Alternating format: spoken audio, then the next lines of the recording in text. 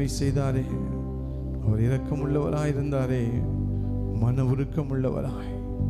எத்தனையோ முறை அவரை நாம் வேதனைப்படுத்தி இருந்த பொழுதும் அதையெல்லாம் தள்ளிவிட்டு என் பிள்ளை என்று சொல்லி நம்மை மார்போடு அணைத்தாரே. அவருக்கு நன்றி பலி பீடம் கட்டுவோமா? ஹல்லேலூயா. நன்றி பலி பீடம் கட்டுவோம், நல்ல தெய்வம் நன்மை செய்தார். நன்றி பலி பீடம் கட்டுவோம், நல்ல தெய்வம் நன்மை செய்தார். செய்த நன்மை ஆயிரங்கள் சொல்லி சொல்லி பாடுவேன். செய்த நன்மை ஆயிரங்கள் சொல்லி சொல்லி பாடுவேன். நன்றி தகப்பனே, நன்மை செய்திரே.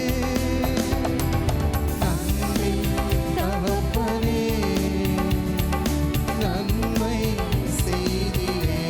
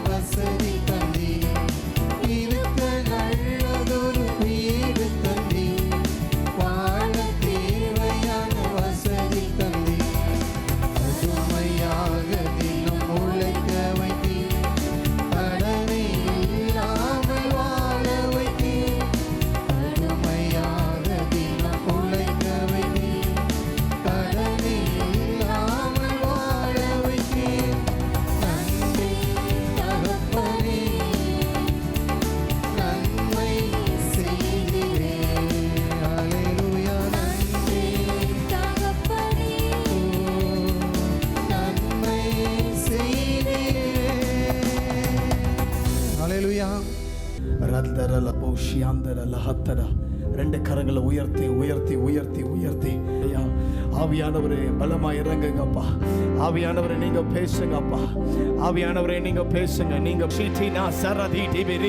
எங்கள் ஒவ்வொருவருடைய ஆவி, எங்கள் ஒவ்வொருவருடைய ஆத்மா, எங்கள் ஒவ்வொருவருடைய சரீரம் ஒருமனப்படுகிறது. ஆவியானவரோடு ஒருமனப்படுவதாக, தேவனோடு ஒருமனப்படுவதாக, பரிசுத்த ஆவியானவரோடு ஒருமனப்படுவதாக. ஹெல்த் ரபௌ ஷீகா தரலா சய தரரபா அல்பரதலரபா தைக்கீரு ஸ்தேசுராஜா உந்தன் சிலுவையின் மேன்மை, உந்தன் சிலுவையின் மேன்மை. சொல்லுங்க பார்க்கலாம். தைக்கீரு ஸ்தேசுராஜா உந்தன் சிலுவையின் மேன்மை. உங்களுடைய மேன்மையெல்லாம் அவருடைய சிலுவை என்பதை மறந்துவிடாதீர்கள். உந்தன் சிலுவையின் மேன்மை. தீரண்ட ஆஸ்தி, உயர்ந்த கல்வி, செல்வாக்குகள் எனக்கிருப்பினும். தீரண்ட ஆஸ்தி, உயர்ந்த கல்வி, செல்வாக்குகள் எனக்கிருப்பினும். குருசை நோக்கி பார்க்க எனக்கு, குருசை நோக்கி உரிய பெருமை யாவும் அற்பமே, உரிய பெருமை யாவும் அற்பமே.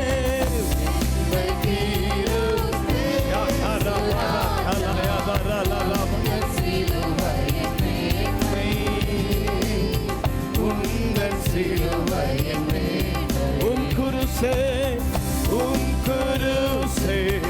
ஆசிக்கெல்லாம் ஊற்றவற்றா ஜீவ நதியாம். குருசே ஆசிக்கெல்லாம் ஊற்றவற்றா ஜீவ நதியாம்.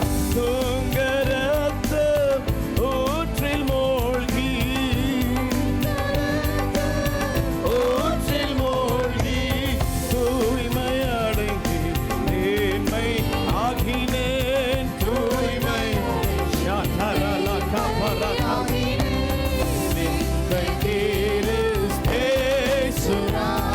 அவரை பார்த்து சொல்லுங்க. இயேசுவின் சிலுவையின் மேன்மை ஆண்டவரே. விந்தை கிறிஸ்தேசு, ராஜா உந்தன் சிலுவையின் மேன்மை. இயேசுவின் சிலுவை. இந்த விந்தை, இந்த விந்தை அன்பு கீழாய் என்ன காணிக்கை ஈடுவேன். இந்த விந்தை அன்பு கீழாய் வரகதா எந்த ஆரும் பொருளிடாகும், எந்த ஆரும் பொருளிடாகும். என்னை மூற்றிலும் உமக்களிக்கின்றேன், என்னை மூற்றிலும் உமக்களிக்கின்றேன். நல்ல கரங்களை தட்டி பாடுங்க. சிலுவையின் மேன்மை. ஓ ஷா ஏ ராதரதர சிரிரி போரோ சோரபோ. விந்தை கிறிஸ்தேசு, விந்தை கிறிஸ்தேசு ராஜா உந்தன் சிலுவையின் மேன்மை. ஆமென், ஹalleluya. இந்த உலகத்தில் இருக்கிற எந்த பதவியும் எந்த பெருமைகளும் எந்த அந்தஸ்தும் எந்த ஸ்தானமும் கொடுக்காத ஒரு மேன்மை கிறிஸ்து இயேசு உங்களுக்காக சிலுவையை சுமந்தார் பார்த்தீங்களா? அந்த சிலுவை கொடுக்குங்க, அந்த சிலுவையை கொடுக்கும். இன்னைக்கு நீங்களும் நானும் வெளியே போறதுக்கு முன்பாக இது வரைக்கும் அவருடைய சிலுவையை சுமக்காமல் இருப்போமேயாக, இன்றைக்கு கிறிஸ்து இயேசுவின் சிலுவை உங்களுக்கு மேன்மையை கொண்டு வரும். ஆமென் சொல்லுங்க பார்க்கலாம். ஆமென் சொல்லுங்க பார்க்கலாம். அப்போஸ்தலனாகிய பவுல் என்ன சொல்றாரு? எல்லாரும் உட்கார்ந்து கொள்ளுங்கள், எல்லாரும் உட்கார்ந்து கொள்ளுங்கள். கர்த்தருடைய நாமம் மகிமைப்படுவதாக. ஹalleluya, ஹalleluya. ரெண்டு கரங்களை உயர்த்தி கண்களை மூடி ஆவியானவரை பார்த்து சொல்லுங்க, ஆவியானவரே நீங்க பேசுங்க. சொல்லுங்க பார்க்கலாம். ஆவியானவரே நீங்க பேசுங்கப்பா. உங்க ஆளுகை இங்க இருக்கட்டும் ஆண்டவரே, நீங்க ஆளுகை செய்யுங்க ஆண்டவரே. 1% கூட சொல்லுங்க பார்க்கலாம், 1% கூட பேசுகிற இவனுடைய சுயமோ, சொல்லுங்க, பேசுகிற இவனுடைய சுயமோ கேட்கிற என்னுடைய சுயமோ வெளிப்படக்கூடாது. சொல்லுங்க பார்க்கலாம். 1% கூட பேசுகிற கர்த்தருடைய தாசனுடைய சுயமோ கேட்கிற என்னுடைய சுயமோ வெளிப்படக்கூடாது. 100க்கு 100 ஆவியானவர் ஆளுகை செய்யணும். 100க்கு 100 ஆவியானவர் ஆளுகை செய்யணும். கர்த்தர் இன்றைக்கு உங்களுடைய வாழ்க்கையை திருப்பி போட போகிறார். இன்றைக்கு உங்க வாழ்க்கையில ஒரு பெரிய மாற்றம் உண்டாகுகிறது. இன்றைக்கு உங்க வாழ்க்கையில ஒரு பெரிய திருப்புமுனையை கர்த்தர் கொடுக்கிறார். யோசேப்புக்கு அவருடைய சிலுவை ஒரு திருப்புமுனை. எப்படி தெரியுமா? நல்லா ஓடிக்கிட்டு இருந்த வாழ்க்கை திடீர்னு சகோதரர்கள் குழிக்குள்ள போட்டாங்க பாருங்க. அந்த பாடு, அந்த சூழலை அவன் சுமந்தான். அவன் நினைச்சிருந்தான் குழியை விட்டு வெளியில வரணும்னு எவ்வளவோ போராடி இருந்திருக்கலாம். இல்ல சிலுவைக்குள்ள நானு அந்த குழிக்குள்ள விழக்கூடாதுன்னு சொல்லி தன் சகோதரனோடு போராடி சண்டையிட முயற்சிருந்திருக்கலாம். ஆனா ஆண்டவர் அதை எழுதி கொடுக்கல. நான் என்ன விசுவாசிக்கிறேன்னா, அவன் அந்த சிலுவையை சுமக்க ஆயத்தமா இருந்ததுனால அவனுக்கு ஒரு மேன்மை வந்தது. அவனுக்கு ஒரு மேன்மை வந்ததுங்க. அந்த 11 சகோதரர்கள் நினைச்சு பார்த்திராத, கற்பனையில கூட சிந்திக்க முடியாத ஒரு மேன்மையை கர்த்தர் யோசேப்புக்கு கொடுத்தார். இன்னைக்கு ஆண்டவர் உங்களோடு பேச சொன்ன வார்த்தை என்ன தெரியுமா? உங்க சிலுவையை சுமக்க ஆரம்பிங்க, உங்க சிலுவையை சுமக்க ஆரம்பிங்க. அன்றைக்கு இயேசு மரத்தினால் செய்யப்பட்ட சிலுவையை சுமந்தார். யாருக்காக? அவருக்காகவா? பிதாவுக்காகவா? பரிசுத்த ஆவியானவருக்காகவா? இல்லை, அவர் பிள்ளைகளாகிய உங்களுக்காக, அவர் பிள்ளைகளாகிய உனக்காக, எனக்காக அந்த சிலுவையை சுமந்தாரு. அப்படிப்பட்ட இயேசு என்ன சொல்றாரு தெரியுமா? வாசிங்க பார்க்கலாம். மத்தேயு எழுதின சுவிசேஷம் 16:24 என்ன சொல்லுகிறது? அப்பொழுது இயேசு தம்முடைய சீஷர்களை நோக்கி, ஒருவன் என்னை பின்பற்றி வர விரும்பினால். என்ன பாருங்க எல்லாரும், இன்னைக்கு எதுக்கு இங்க மண்டபத்துக்கு வந்திருக்கீங்க? எத்தனை வேலை இருக்கும் இன்னைக்கு? செவ்வாய்க்கிழமை. உங்களுக்கு வேலை இல்லையா? உங்களுக்கு தொழில் இல்லையா? உங்க பிள்ளைகளுக்கு பள்ளிக்கூடம் இல்லையா? இல்ல கல்லூரி தான் இல்லையா? இல்ல உங்களுக்கு வீட்டில் சமைக்கிற வேலை தான் இல்லையா? கணவனை சந்திக்கணும், ஏதோ ஒரு அலுவல் இருந்திருக்கும். இன்னைக்கு அதையெல்லாம் விட்டுட்டு இன்னைக்கு மண்டபத்துக்கு வந்ததற்கு காரணம் என்ன? நான் இயேசுவை பின்பற்றுகிறேன். எத்தனை பேர் சொல்ல முடியும்? உங்க இருதயத்தில் கை வச்சு சொல்லுங்க, நான் இயேசுவை பின்பற்றுகிறவள், நான் இயேசுவை பின்பற்றுகிறவன் சொல்றவங்க மாத்திரம் உண்மையா கையை உயர்த்துங்க. அப்படி தூக்காதவங்க வெளியே எந்திரிச்சு போயிருங்க. நான் இயேசுவை பின்பற்றுகிறவன். I follow Jesus. நான் உலகத்தின் சிற்றின்பங்களை பின்பற்றுகிறவன் அல்ல. நான் உலகத்தை பின்பற்றுகிறவன் அல்ல. நான் உலகத்தில் தெரிந்து கொள்ளப்பட்டாலும் உலகத்திற்காக தெரிந்து கொள்ளப்பட்டவன் அல்ல. பக்கத்தில் கைப்பிடிச்சு சொல்லுங்க, I was chosen in the world. சொல்லுங்க, இங்கிலீஷ்ல சொல்லுங்க, I was chosen in this world but not for this world. நான் உலகத்தில் தெரிந்து கொள்ளப்பட்டவன், ஆனால் உலகத்திற்காக தெரிந்து கொள்ளப்பட்டவன் அல்ல. இந்த உலகத்தில் ஏன் ஆண்டவர் தெரிந்து கொண்டார்? அவருடைய சித்தத்தை செஞ்சு முடிக்கணும். உலகத்தின் சித்தத்தை செய்ய உங்களை அழைக்கலைங்க. இன்னைக்கு நீங்களும் நானும் பூமியில பிறந்திருக்கிறோம், மண்ணா பிறந்திருக்கிறோம். ஆண்டவர் தூத்துக்குடியில் உங்களை வச்சதற்கு காரணம் உண்டு. இன்னைக்கு என்னங்க கொண்டு வந்ததுக்கு காரணம் உண்டு.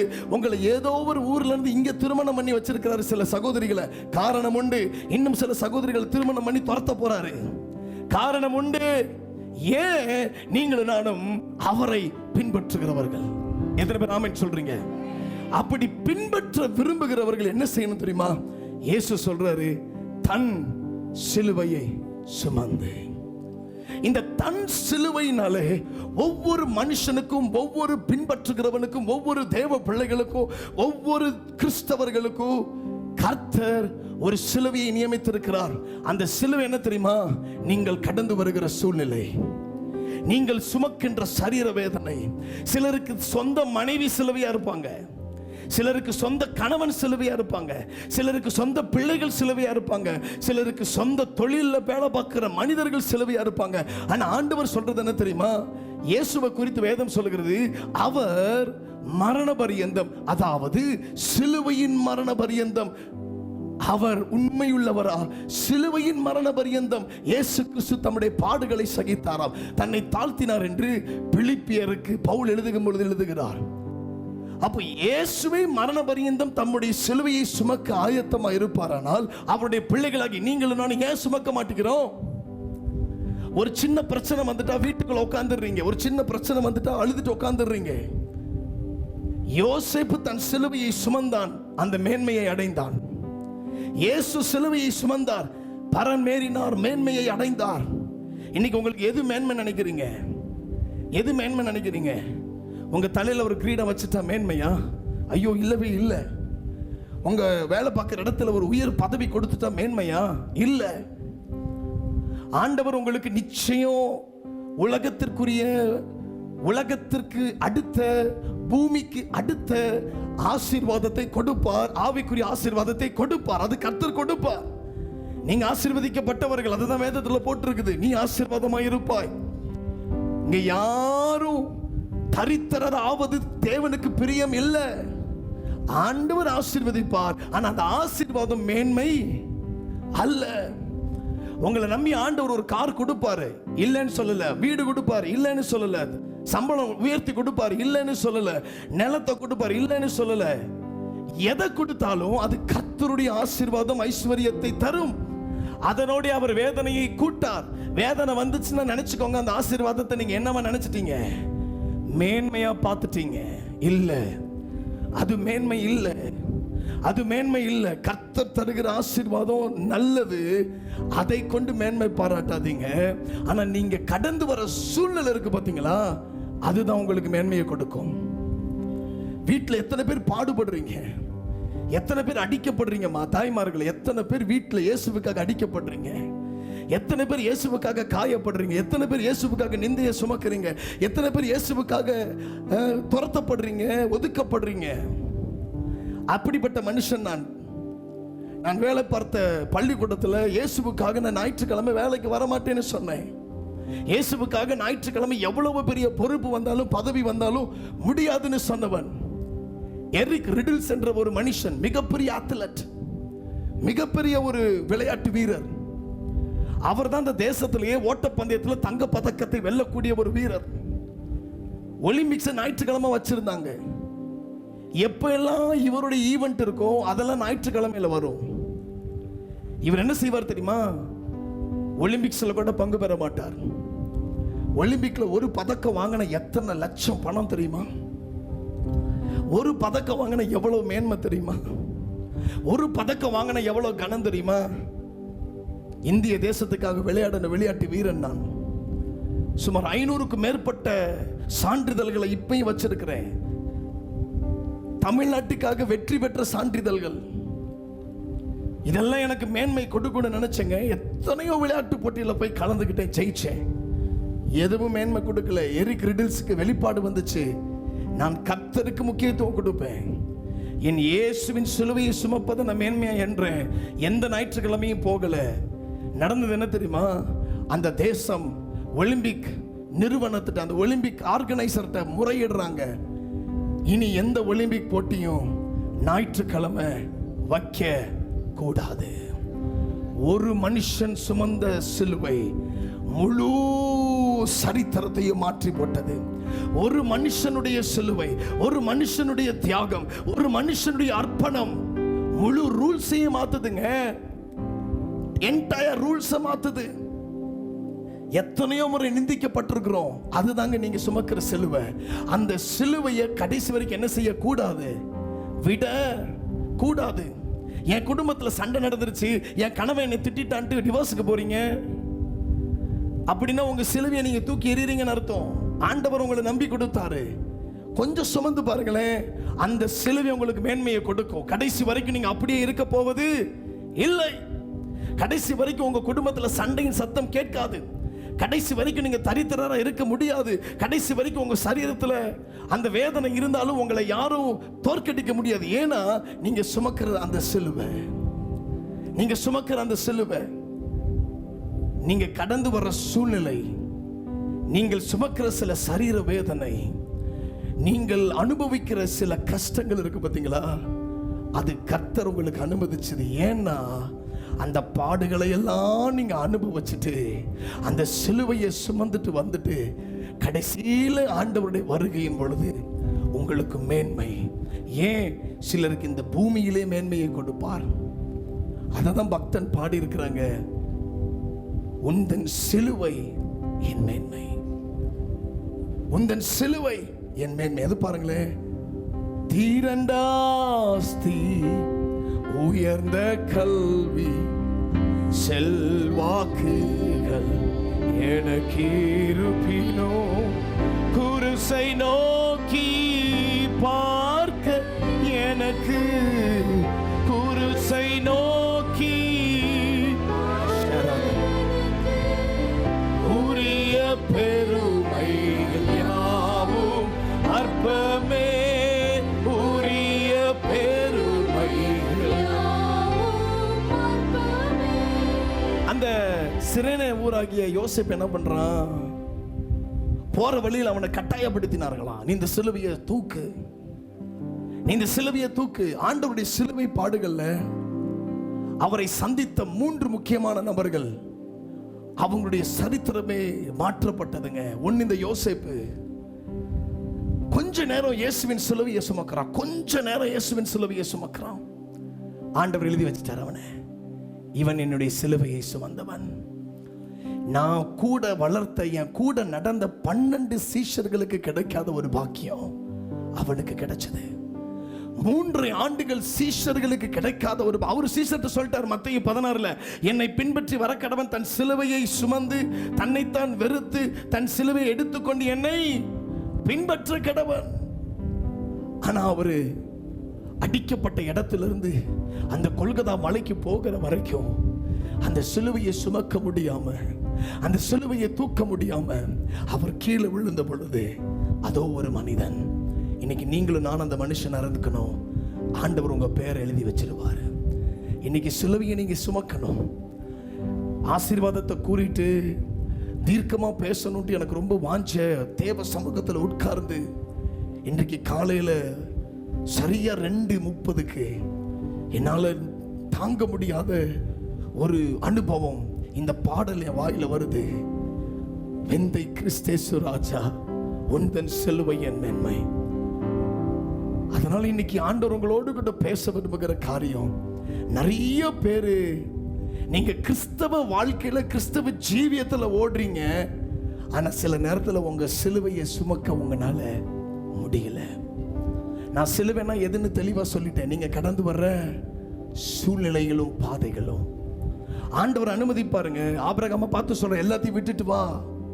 அவன் அந்த சிலுவையை தூக்கினதுனால தான் மேன்மை உண்டானது. எஸ்தர் ராஜாத்தி ஆறதுக்கு முன்னாடி யாரா இருந்தா? அடிமை, விற்கப்பட்ட, கொண்டு வரப்பட்ட, இழுத்து வரப்பட்ட அடிமை. அந்த அடிமை என்ற ஒரு சிலுவை அவ சுமந்தனாலதான் 127 நாடுகளுக்கு ராஜாத்தி என்ற மேன்மையை கர்த்தர் கொடுத்தார். சின்ன சிலுவை தான் உங்களுக்கெல்லாம். என் இயேசு அதையும் சொல்ற, திராணிக்கு மேல நான் உங்களை சோதிக்கவே மாட்டேன், அதற்கு தப்பிச்செல்லுகிற போக்கை நான் உண்டு பண்ணுவேன். இயேசு உங்களை ரொம்ப புரிஞ்சு வச்சிருக்கிறாரு, ரொம்ப அறிஞ்சு வச்சிருக்கிறாரு. அதுதான் பவுல் என்ன சொல்றாரு பாருங்க. அந்த பவுலின் வார்த்தையை கலாத்தியர் 6:14 வாசிப்போமா? கலாத்தியர் 6:14 நான் வாசிக்கிறேன், கேளுங்க. நானும் நம்முடைய கர்த்தராகிய இயேசு கிறிஸ்துவின் சிலுவையை குறித்து அல்லாமல் வேறொன்றையும் குறித்து மேன்மை பாராட்டாதிருப்பேனாக. அவரால் உலகம் எனக்கு சிலுவையில் அறையுண்டிருக்கிறது, நானும் உலகத்திற்கு சிலுவையில் அறையுண்டிருக்கிறேன். இன்னொரு காரியத்தை சொல்றேன். இயேசு சுமந்த சிலுவையில இயேசு என்ன பண்ணாங்க? அறைந்தார்கள். இன்னைக்கு ஆண்டவர் உங்களுக்கு நியமிக்கிற சிலுவையில நீங்கள் நிச்சயமாக அறையப்படுவீர்கள். உங்க பலவீனத்தை நினைச்சு நீங்க கவலைப்படாதீங்க. சிலருக்கு நீங்காத வயிற்று வலி இருக்கும், நீங்காத முதுகு வலி இருக்கும். யாருக்கு தெரியும்? பவுல் சொல்றாரு, எனக்காக ஒரு முள் கொடுக்கப்பட்டிருக்கிறது, கடைசி வரைக்கும் அது பின்தொடர்ந்தது. லூக்கா அப்போஸ்தலர் நடவடிக்கைகள் எழுதி வைத்திருக்கிறார். சிலருக்கு அது சிலுவையா இருக்கும், நீங்க சுமக்க ஆயத்தமா இருக்கணும். அந்த சிலுவையிலேயே உங்களை அறையவாங்க, கவலைப்படாதீங்க. அதெல்லாம் எதற்கு தெரியுமா? ஒரு மேன்மைக்காக தாங்க, ஒரு மேன்மைக்காக தான். இந்த பூமியில வாழ்ற வாழ்க்கை 80 வருஷம். மனுஷன் வாழ்கிற காலமெல்லாம் 70 ஆண்டுகள், பலத்தின் மிகுதியால் 80 ஆண்டுகள். அதுக்கு மேல போன வேதனை துக்கம்னு ஆண்டவர் எழுதி வைத்தாரு. மோசே பிரமாணத்தில் எழுதி வைத்தாரு. ஏன்? கொஞ்ச காலம்தான், கொஞ்ச காலம்தான். இயேசுவுக்காக நீங்களும் நானும் பாடுகள் அனுபவிக்க ஆயத்தமா இருக்கணும், ஆயத்தமா இருக்கணும். வேற வழி இல்லைங்க, வேற வழி இல்லை. ஆண்டவர் கொடுக்கிற ஆசீர்வாதம் வரும். கர்த்தர் உங்களை நேர்த்தியா தான் நடத்துவார். ஏசாயா 58:11 நிச்சயம் உங்க வாழ்க்கையில் நடக்கும். கர்த்தர் உங்களை நித்தமும் நடத்தி மகா வறட்சியான காலங்களில் ஆத்துமாவை திருப்தியாக்கி உங்கள் எலும்புகளை நினமுள்ளதாக்குவார். நீங்கள் நீர்ப்பாய்ச்சலான தோட்டத்தை போலவும் வற்றாத நீரூற்றை போல இருப்பீர்கள். உண்மைதான். இதுக்கு ஆமீன் சொல்றீங்க. சிலுவையை சுமங்கன்னு சொன்னா ஒரு ஆமீன் வந்துச்சா? அதை விட மேன்மை சிலுவைங்க, அதை விட மேன்மை சிலுவை. இயேசுவை காரி துப்புனாங்களே, திருப்பி துப்புனாரா? இயேசுவை அரைஞ்சாங்களே, திருப்பி அரைஞ்சாரா? இன்னைக்கு ஒருத்தன் உங்களை பேசிரட்டுமே, இன்னைக்கு ஒருத்தன் உங்களுக்கு விரோதமா தப்பா பேசிரட்டுமே, ஒருத்தன் உங்களுக்கு விரோதமா பொய் சாட்சி சொல்லிரட்டுமே. ஐயா, இதே தூத்துக்குடி மாவட்டத்தில் என்னைக்குன்னு சொன்னா நீங்க கண்டுபிடிச்சிருவீங்க. நான் ஒரு இடத்துல ஊழியம் பண்ணேன். அந்த இடத்திலிருந்து இதே தூத்துக்குடியில் ஊழியம் செய்யற இன்னொரு கூட்டம் பிரிந்து வந்ததாக கேள்விப்பட்டேன். நான் அந்த இடத்துல ஊழியம் பண்ணும் பொழுது அந்த ஊழியக்காரர் உள்ளத்திலிருந்து, ஐயோ, அவர் சொன்ன வார்த்தைகள், அவன் இவன் இப்படி பண்ணிட்டான், அப்படி பண்ணிட்டான், இப்படி பிரிஞ்சு ஓடிட்டான், அவன் நல்லா இருப்பானா.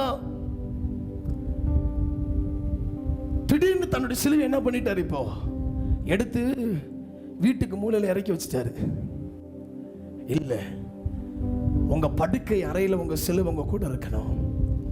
நீங்க படுக்கிற நேரத்தில் ஒரு சண்டை வரும், ஏதோ ஒரு வார்த்தையை கேட்பீங்க, ஏதோ ஒரு பிரச்சனை. நேற்று நைட்டு பேசணும் பாருங்க, திடீர்னு பிசாசு அலை கழிப்பான், திடீர்னு உங்களை வஞ்சிக்க நினைப்பான். உங்க கையில சிலுவை இருக்கணும். பொறுமையா இருங்க. வண்டியில போகும்பொழுது ஒரு நாய் குறுக்க போகத்தான் செய்யும். குறுக்க போற நாயை விட்டுடுறோம். ஆனா ஒரு மனுஷன் குறுக்க போயிட்டு அவனை நாய் போல திட்டுறோம். அப்ப மட்டும் எங்க போச்சு உங்க சிலுவை? கொஞ்சம் யோசிச்சு பாருங்களேன். சில நேரத்தில் நம்ம இழந்துடுறோமே. பவுல் சொல்றாரு, நான் சிலுவையில் அறையப்பட்டேன். சிலுவையை குறித்து அல்லாமல் வேறு ஒன்றை குறித்து நான் மேன்மை பாராட்ட மாட்டேன். இயேசு சொல்ற மத்த வசனத்தை வாசிக்கிற பாருங்க. யோவான் 19:17 அவர் தம்முடைய சிலுவையை சுமந்து கொண்டு எபிரேய பாஷையிலே கொல்கதா என்று சொல்லப்படும் கபாலஸ்தலம் என்கிற இடத்திற்கு புறப்பட்டு போனார். யாருக்காக சுமந்தார்? உங்களுக்காக. பிலிப்பியர் 2:8 வாசித்து பாருங்கள். அப்போஸ்தலனாகிய பவுல் எழுதுகிறார், அவர் மனுஷ ரூபமாய் காணப்பட்டு மரண பரியந்தம், அதாவது சிலுவையின் மரண பரியந்தம் கீழ்ப்படிந்தவராகி தம்மை தாமே தாழ்த்தினார். சிலுவையை சுமக்கணும்னா, சிலுவையை சுமப்பது சில நேரத்தில் உங்களால முடியாத கீழ்ப்படிதலுக்குள்ள நீங்கள் கடந்து செல்வது.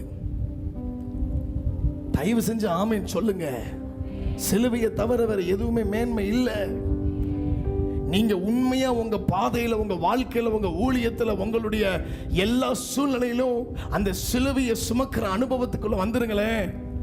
ஆண்டவர் உங்களை உயர்த்தி கொண்டே போவார், உயர்த்தி கொண்டே போவார். சிலுவையை சுமந்த ஒருவனும் தாழ்த்தப்பட்டோ கனவீனப்படுத்தப்பட்டதா சரித்திரம் இல்லை. தன் சிலுவையை சுமக்கிற எந்த மனுஷனையும் ஆண்டவர் உயர்த்தி வைத்திருக்கிறார். தன் சிலுவையை சுமந்த எந்த மனுஷனையும் இயேசு மேன்மைப்படுத்தி தான் வைத்திருக்கிறாரே தவிர அவனை ஒரு நாள் சும்மா விட்டது இல்லை. தாவீது சுமந்த சிலுவையை சொன்னா உங்களுக்கு எத்தனை சொல்லலாம். அவன் சுமந்த சிலுவை சாதாரண சிலுவை இல்லைங்க. அவன் கடந்து வந்த பாதை சாதாரண பாதை அல்ல.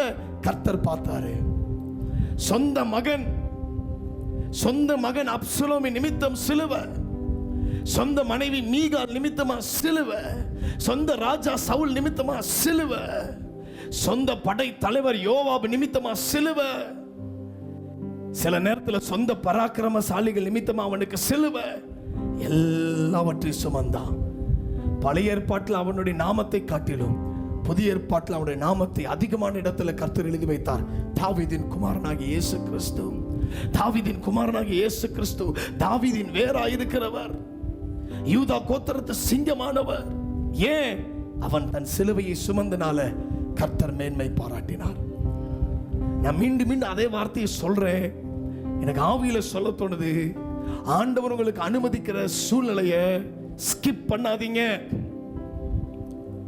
ஆண்டவர் உங்களுக்கு அனுமதிக்கிற சில சூழ்நிலைகளை, சில பாதைகளை ஸ்கிப் பண்ணாதீங்க.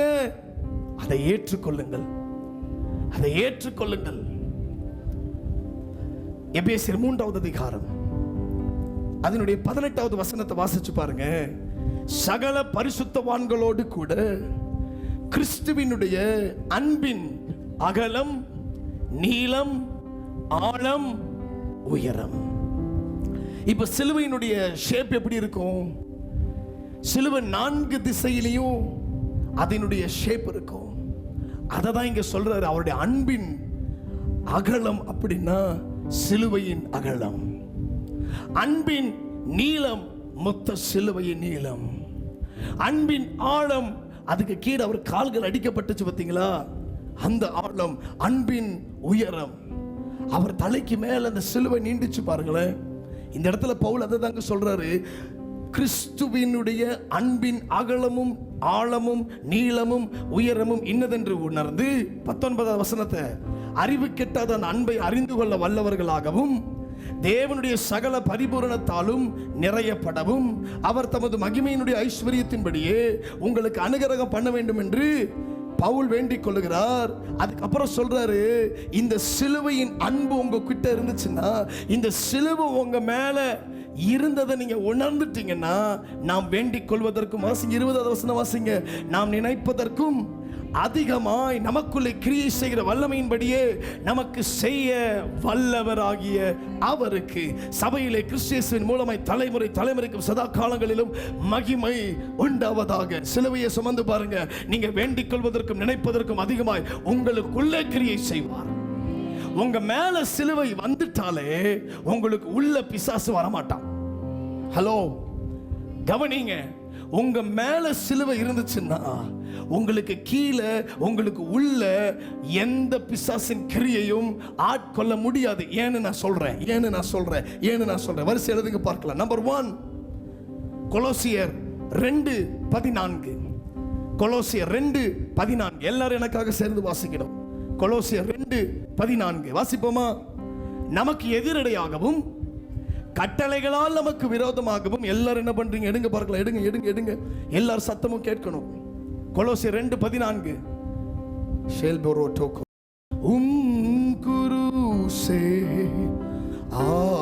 ஆசிக்கெல்லாம் ஊற்றாம் வற்ற ஜீவநதியா துங்க ரத்தமூற்றில் மூழ்கி தூய்மையாடை மேன்மையாகி. வாசிக்கலாமா? சொல்லுங்க. நமக்கு எதிரடையாகவும் கட்டளைகளால் நமக்கு விரோதமாகவும் இருந்த கையெழுத்தை குலைத்து அதை நடுவில் இராதபடிக்கு எடுத்து சிலுவையின் மேல் அவர் ஆணி அடைத்தார். உங்க மேல சிலுவை இருந்துச்சுன்னு வச்சுக்கோங்களேன். ஏன்னா எனக்கு ஒன்றும் புரியல. இந்த வசனத்தை வாசிச்சுட்டு இப்படி மரம் மாதிரி உட்கார்ந்து இருக்கிறீங்களே, கொஞ்சம் கையை தான் தட்டுங்களேன். ஆமீன் சொல்லுங்க.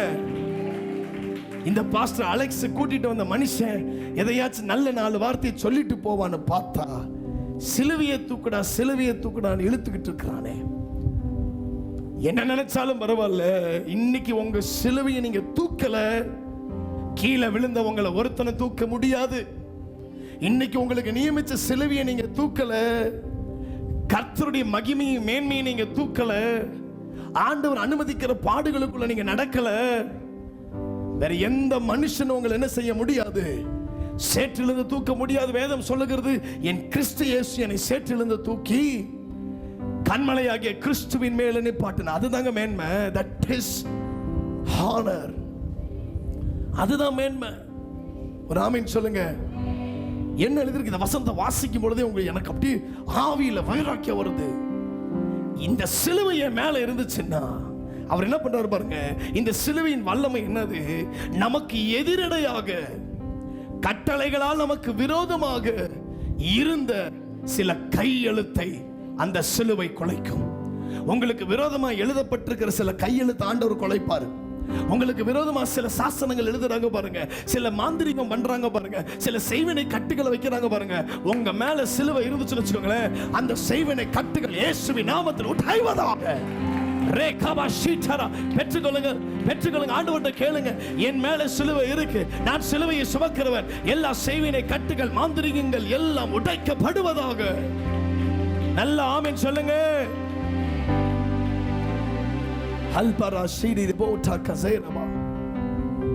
சிலுவை தாங்க மேன்மை. இந்த சிலுவையின் வல்லமை என்ன பார்த்தோம்? முதல்ல உங்க கையெழுத்த உங்களுக்கு விரோதமாகவும் கட்டளைகளால் உங்களுக்கு வந்த சில எதிரடையானவைகளை ஆண்டவர் குலைத்து அதை சிலுவையிலே ஆணி அடித்தாராம். அந்த சிலுவை உங்க மேல இருந்துச்சுன்னா பிசாசுக்கு தெரிஞ்சிடும், இனி இவனுக்கு விரோதமா என்னால ஒண்ணு எழுத முடியாது. உங்க சிலுவையை பிசாசு பார்த்துட்டானா நீங்க ஃப்ரீயா நடந்து வந்தீங்கன்னா அவனு ஃப்ரீயா தான் வருவான். நீங்க free, I am very empty, you can use மீன்ற மாதிரி அர்த்தம். உங்களுக்குள்ள போயிட்டு என்னென்ன செய்யணுமோ எல்லாத்தையும் செஞ்சு உங்களை ஒரு வழி பண்ணி கடைசியில் சக்கையா பிழிஞ்சு போட்ட கரும்பு சாறு மாதிரி உங்களை கீழே தூக்கி போடுவான். சில பாட்டிகள் முருங்கைக்காய் சாப்பிட்டாங்கன்னா அந்த முருங்கைக்காய் சாப்பிட்டு முடிச்சோன்னே தீ வச்சா கொளுத்தி எரியும்.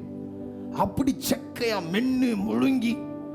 எங்க அம்மாச்சி எல்லாம் மாங்காய் சாப்பிட்டாங்கன்னா அந்த கொட்டையை நீங்க அப்படி சாப்பிட்ட உடனே எடுத்தீங்கன்னா கொட்டை பார்த்தா அப்படியே கறியில காட்டுன வாட்டுன கொட்டை மாதிரி மாறி இருக்கும். அப்படி சப்பி எடுத்து அதை உரிச்சு பிசாசு கையில மாட்டுனீங்க, இப்படிதான் பண்ணுவான். உங்களை ஒண்ணும் இல்லாம உங்களை கொல்லாமறதுக்கு அவனுக்கு அதிகாரம் கிடையாது. நேத்து நம்ம தியானிச்சோம் நைட்டு, அந்த பிசாசு அவனை கொல்ல பார்த்துச்சு, ஒரு முறை தீயிலும் ஒரு முறை தண்ணீரிலும். ஆனா அவனை என்ன செய்ய முடியல. உங்களை கொல்லுவதற்கு பிசாசுக்கு அதிகாரம் கிடையாது, உங்க பிள்ளைய கொல்லுவதற்கு அதிகாரம் கிடையாது. ஆனா உங்களை பிழிஞ்சி சக்கையா போட்டுருவான். யோபுவுக்கு அதிகாரம் பெற்று ஆண்டவர்கிட்ட அனுமதி பெற்று யோபு அப்படி பிழிஞ்சு கசக்கி அப்படி குப்பையில போடுற மாதிரி. நான் சொல்றேன், உங்க சிலுவை உங்க முதுகுல இல்லைன்னு வச்சுக்கோங்களேன், உங்களை அப்படி கசக்கி உங்களை புழிஞ்சு உங்களை கெடுத்து உங்களுக்கு ஒன்றும் இல்லாத மாதிரி தூக்கி போட்டு போயிட்டே இருப்பான். எத்தனை பேர் அப்படி உங்களை போட்டிருக்கிறாங்க? எத்தனை பேருக்கு உங்களை மிஸ்யூஸ் பண்ணியிருக்கிறாங்க? ஆண்டவருக்கு எப்படிப்பட்ட கழுதை தேவை தெரியுமா? சொல்றாரு, ஒருவனும் ஒரு காலம் ஏறி இருந்தார கழுதை எனக்கு அவுத்துட்டு வா. ஆண்டவர் உங்களை பயன்படுத்தணும்னு நினைச்சா, உங்க மேல சிலுவை இருந்துச்சுன்னா, இப்போ தீர்க்க தரிசனமா சொல்றேன், பெண்களுக்கு சொல்றேன், ஆண்களுக்கு சொல்றேன், ஒருத்தன் உங்களை மிஸ்யூஸ் பண்ண முடியாது. நல்ல நல்ல நல்ல அப்பாவுக்கு எனக்கா தட்டுறீங்க, அவரு தான் தட்டுறீங்க. ஒருத்தனை மிஸ்யூஸ் பண்ண முடியாது. உங்க பதவியை மிஸ்யூஸ் பண்ண முடியாது. உங்க பேரை மிஸ்யூஸ் பண்ண எத்தனை பேர் அடுத்தவன் பேரை சொல்லி தப்பிக்கிறோம்? நான் கூட தூத்துக்குடிக்கு வந்து சில கடைக்கு போனேன்னா எங்க மச்சான் பேரை சொல்லுவேன், நான் ஜான்சனுடைய மச்சான் அப்படின்னு அவர் பேரை யூஸ் பண்ணி துணி வாங்குவேன். நான் வாங்கி இருக்கிறேன். ஆனா அத்தனை பேரை நீங்க நம்ம என்ன செஞ்சோம், சில நேரத்தில் யாரோ அவருடைய பேரை மிஸ்யூஸ் பண்றீங்கல்ல. மிஸ்யூஸ், உங்க பேரை மிஸ்யூஸ் பண்றதுக்கு வாய்ப்பு இருக்கு. உங்க பதவியை மிஸ்யூஸ் பண்றதுக்கு வாய்ப்பு இருக்கு. அந்த சிலுவை அதெல்லாம் மாற்றி போடும். அனுமதிங்க, ஆண்டவர்கிட்ட அனுமதிங்க. ஆண்டவரே பரவாயில்ல, ஆண்டவரே இந்த சிலுவையை சுமக்க நான் ஆயத்தம், அந்த சிலுவையை நான் சுமக்க ஆயத்தம். ஒரு சிலருக்கு மரண பரியந்தம் அந்த சிலுவை இருக்கும். ஒரு சிலருக்கு போற வழியிலேயே கொஞ்ச நேரம் யோசேப்பு வந்து சுமப்பா. ஆனா சிலுவையின் மரண பரியந்தம் அது உங்க கூட இருந்துச்சுன்னா அது மேன்மை, அது மேன்மை. உங்க மேல சிலுவை இருந்துச்சுன்னா முதல்ல என்ன செய்யுமா, உங்களுக்கு விரோதமா இருக்கிற கையெழுத்தை குலைப்போம். உங்களுடைய நிலப்பத்திரத்தை மாத்தி எழுதுவாங்க பாத்தீங்களா, வில்லங்கம் போடுவாங்க. உங்களுக்கே தெரியாம வில்லங்கம் எழுதுவான். உங்களுக்கே தெரியாம உங்களுடைய நிலத்தை போய் பத்திர ஆபீஸ்ல வில்லங்கமா பதிச்சுட்டு வந்துடுவான். இன்னைக்கு இயேசு தீர்க்கமாய் பேசுகிறார், உங்க நிலத்தை ஒருவனாலும் தொட முடியாது. ஏன்? அவர் பார்க்கிறாரு, என் பிள்ளை சுமக்கிற சிலுவை எப்படிப்பட்ட சிலுவை தெரியுமா? அந்த சிலுவை ஏற்கனவே கையெழுத்தை குலைத்த சிலுவை. ஒரு ஆமென் சொல்லுங்க பார்க்கலாம். ஆமென் சொல்லுங்க பார்க்கலாம். பிசாசு உட்கார்ந்து பிளான் போட எழுதுவான், நோட்ஸ் எடுப்பான்.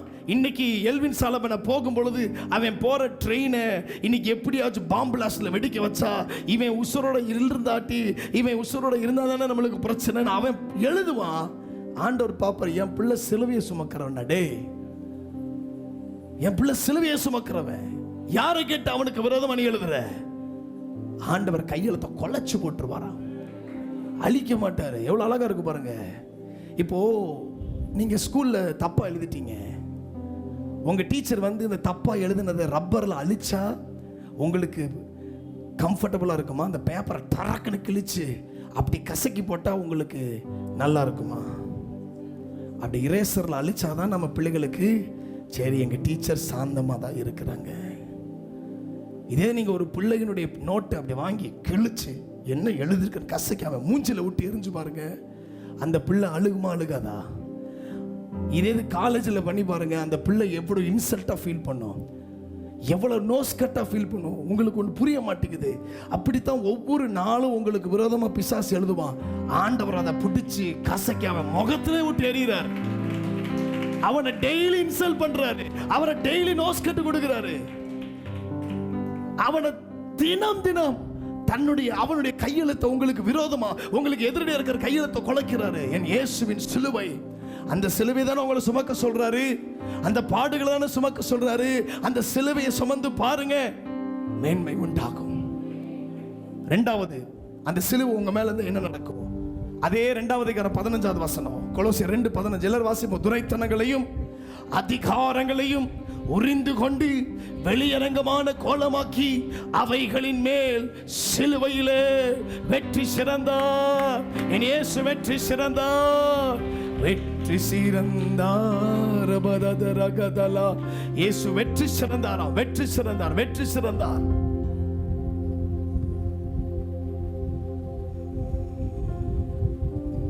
வெற்றி சிறந்தார். இரண்டாவது, சாத்தானை செயலிழக்க செய்யும் சிலுவையின் வல்லமை.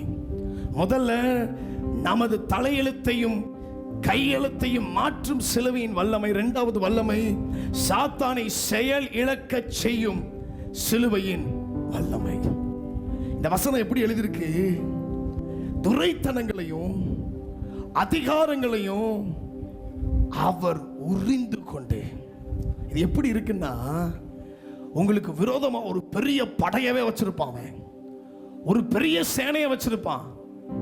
ஆனா உங்க மேல சிலுவை இருந்துச்சுன்னா ஆண்டவர் வந்து அத்தனை பேர்த்த ட்ரௌசரை அவுத்துடுவார் பாருங்க. எங்க ஊர்ல அப்படிதான் சொல்லுவாங்க, அவன் ட்ரௌசர் அவுத்து விடுறான்னா என்ன அர்த்தம்? அவன் அடிச்சு துரத்துடான்னு அர்த்தம். ஆண்டவர் எப்படிப்பட்டவர் தெரியுமா? உங்களுக்கு விரோதமா அவன் சர்வ ஆயுத வர்க்கத்தையும் பெரிய பெரிய ஆயுதங்களையும், வியாதி, கொரோனா, எய்ட்ஸ், அது இது, கடன், கந்து வட்டி, மீட்டர் கடன், டெய்லி கடன், இப்படிப்பட்ட ஆயுதத்தை வச்சு உங்க மனைவியினுடைய வெறுப்பு, பிள்ளைகளுடைய கசப்பு, பாஸ்டருடைய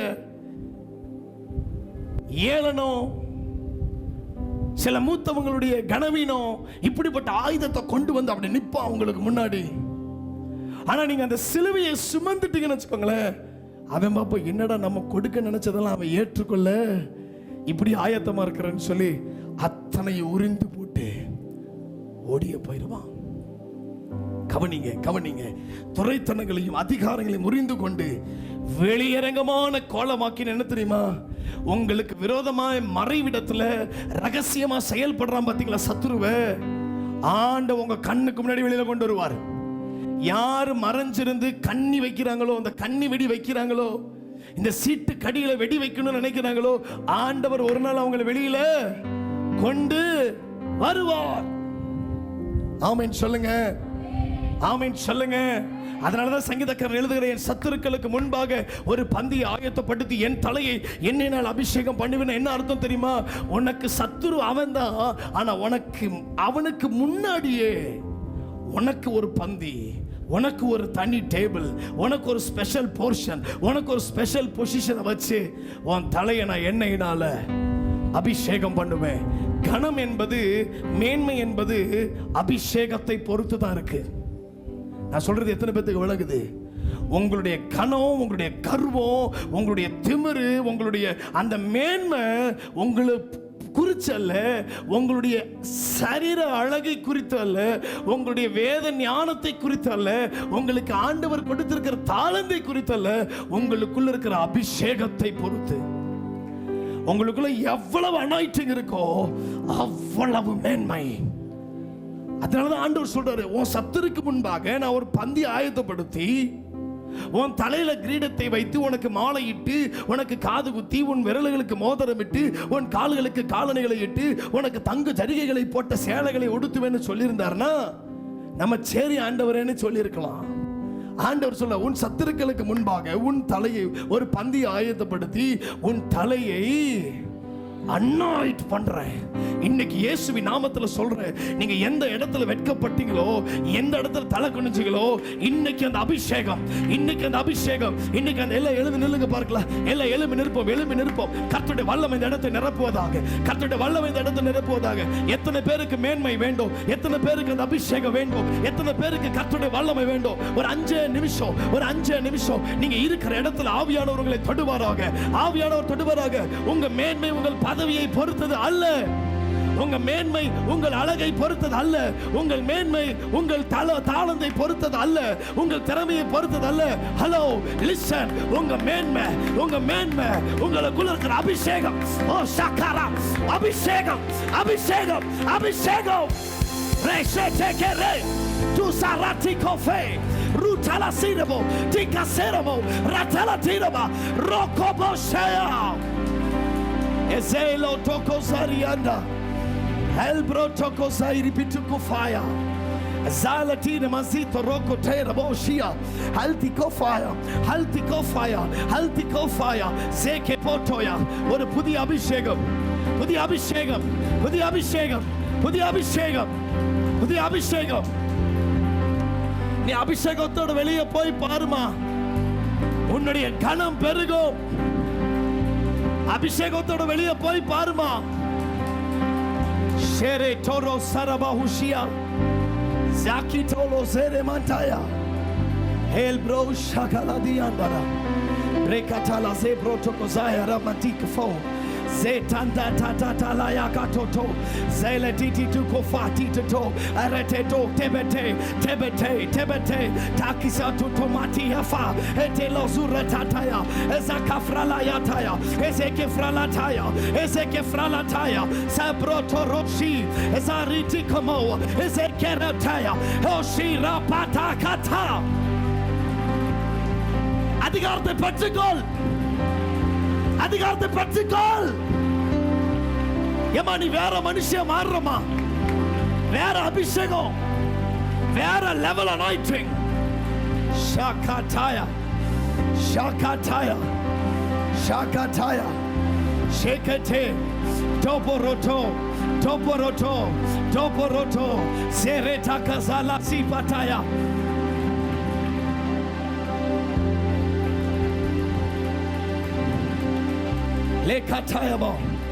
நிப்பாட்டாதீங்க, நிப்பாட்டாதீங்க. நாங்க நின்னா நீங்க நிக்க கூடாது. இன்னும் அதிகரிங்க, இன்னும் அந்த அபிஷேகத்தின் அளவு பெருகட்டும், பெருகட்டும். கணத்தின் அளவு பெருகட்டும், மகிமையின் அளவு பெருகட்டும். ரேட்டா ரேட்டா கசூட்டா தமசீட்டா அசாட்டி ரீட்டோ டேக்க பாட்டாட்டா lebo tonoso hasitiraba leka bashaya robo shiti kafada tata edo boro sharaya andaraba. Thank you Abba, thank you Abba.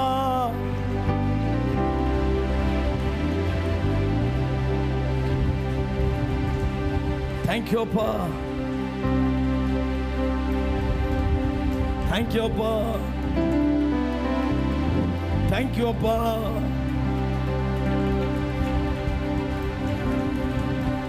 Thank you Abba, thank you Abba, thank you Abba. Halkarabaushi antarada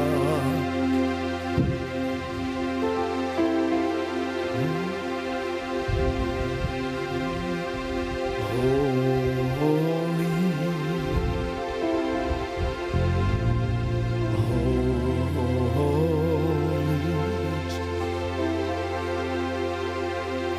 you, Lord God Almighty. Jesus, Jesus, Jesus.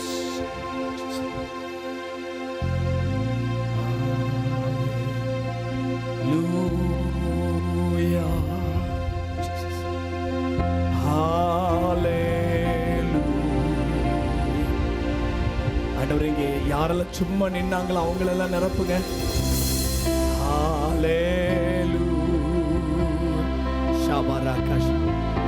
ஆண்டவர் இன்னும் உங்களை இன்னும் ஒரு கனத்தை, இன்னும் ஒரு மேன்மையை, இன்னும் ஒரு மகிமையை பாருங்க. சிலுவையின் வல்லமை என்னெல்லாம் செய்து பாருங்க.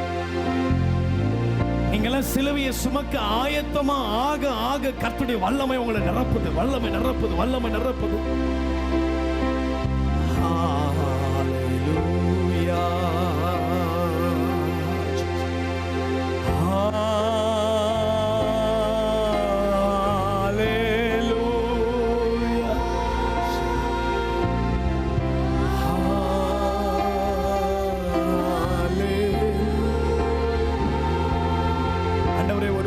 அபிஷேகம்.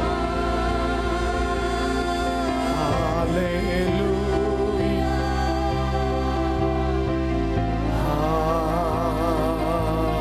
ஹalleluya.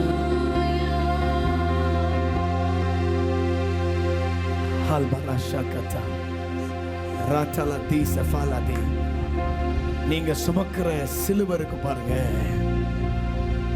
அவர் அந்த சிலுவையில இருந்து தம்முடைய வல்லமையை வெளிப்படுத்தி சகல அதிகாரங்களை உறிஞ்சதுனால அந்த சிலுவையிலே காணப்பட்ட தேவனுடைய மகிமை நீங்க சுமக்கிற அந்த சிலுவையில இருக்குதுன்றதை மறந்துடாதீங்க. நீங்க சுமக்கிறது சிலுவையில இருந்து கர்த்தருடைய வல்லமை வெளிப்படும் என்பதை மறந்து விடாதிருங்கள்.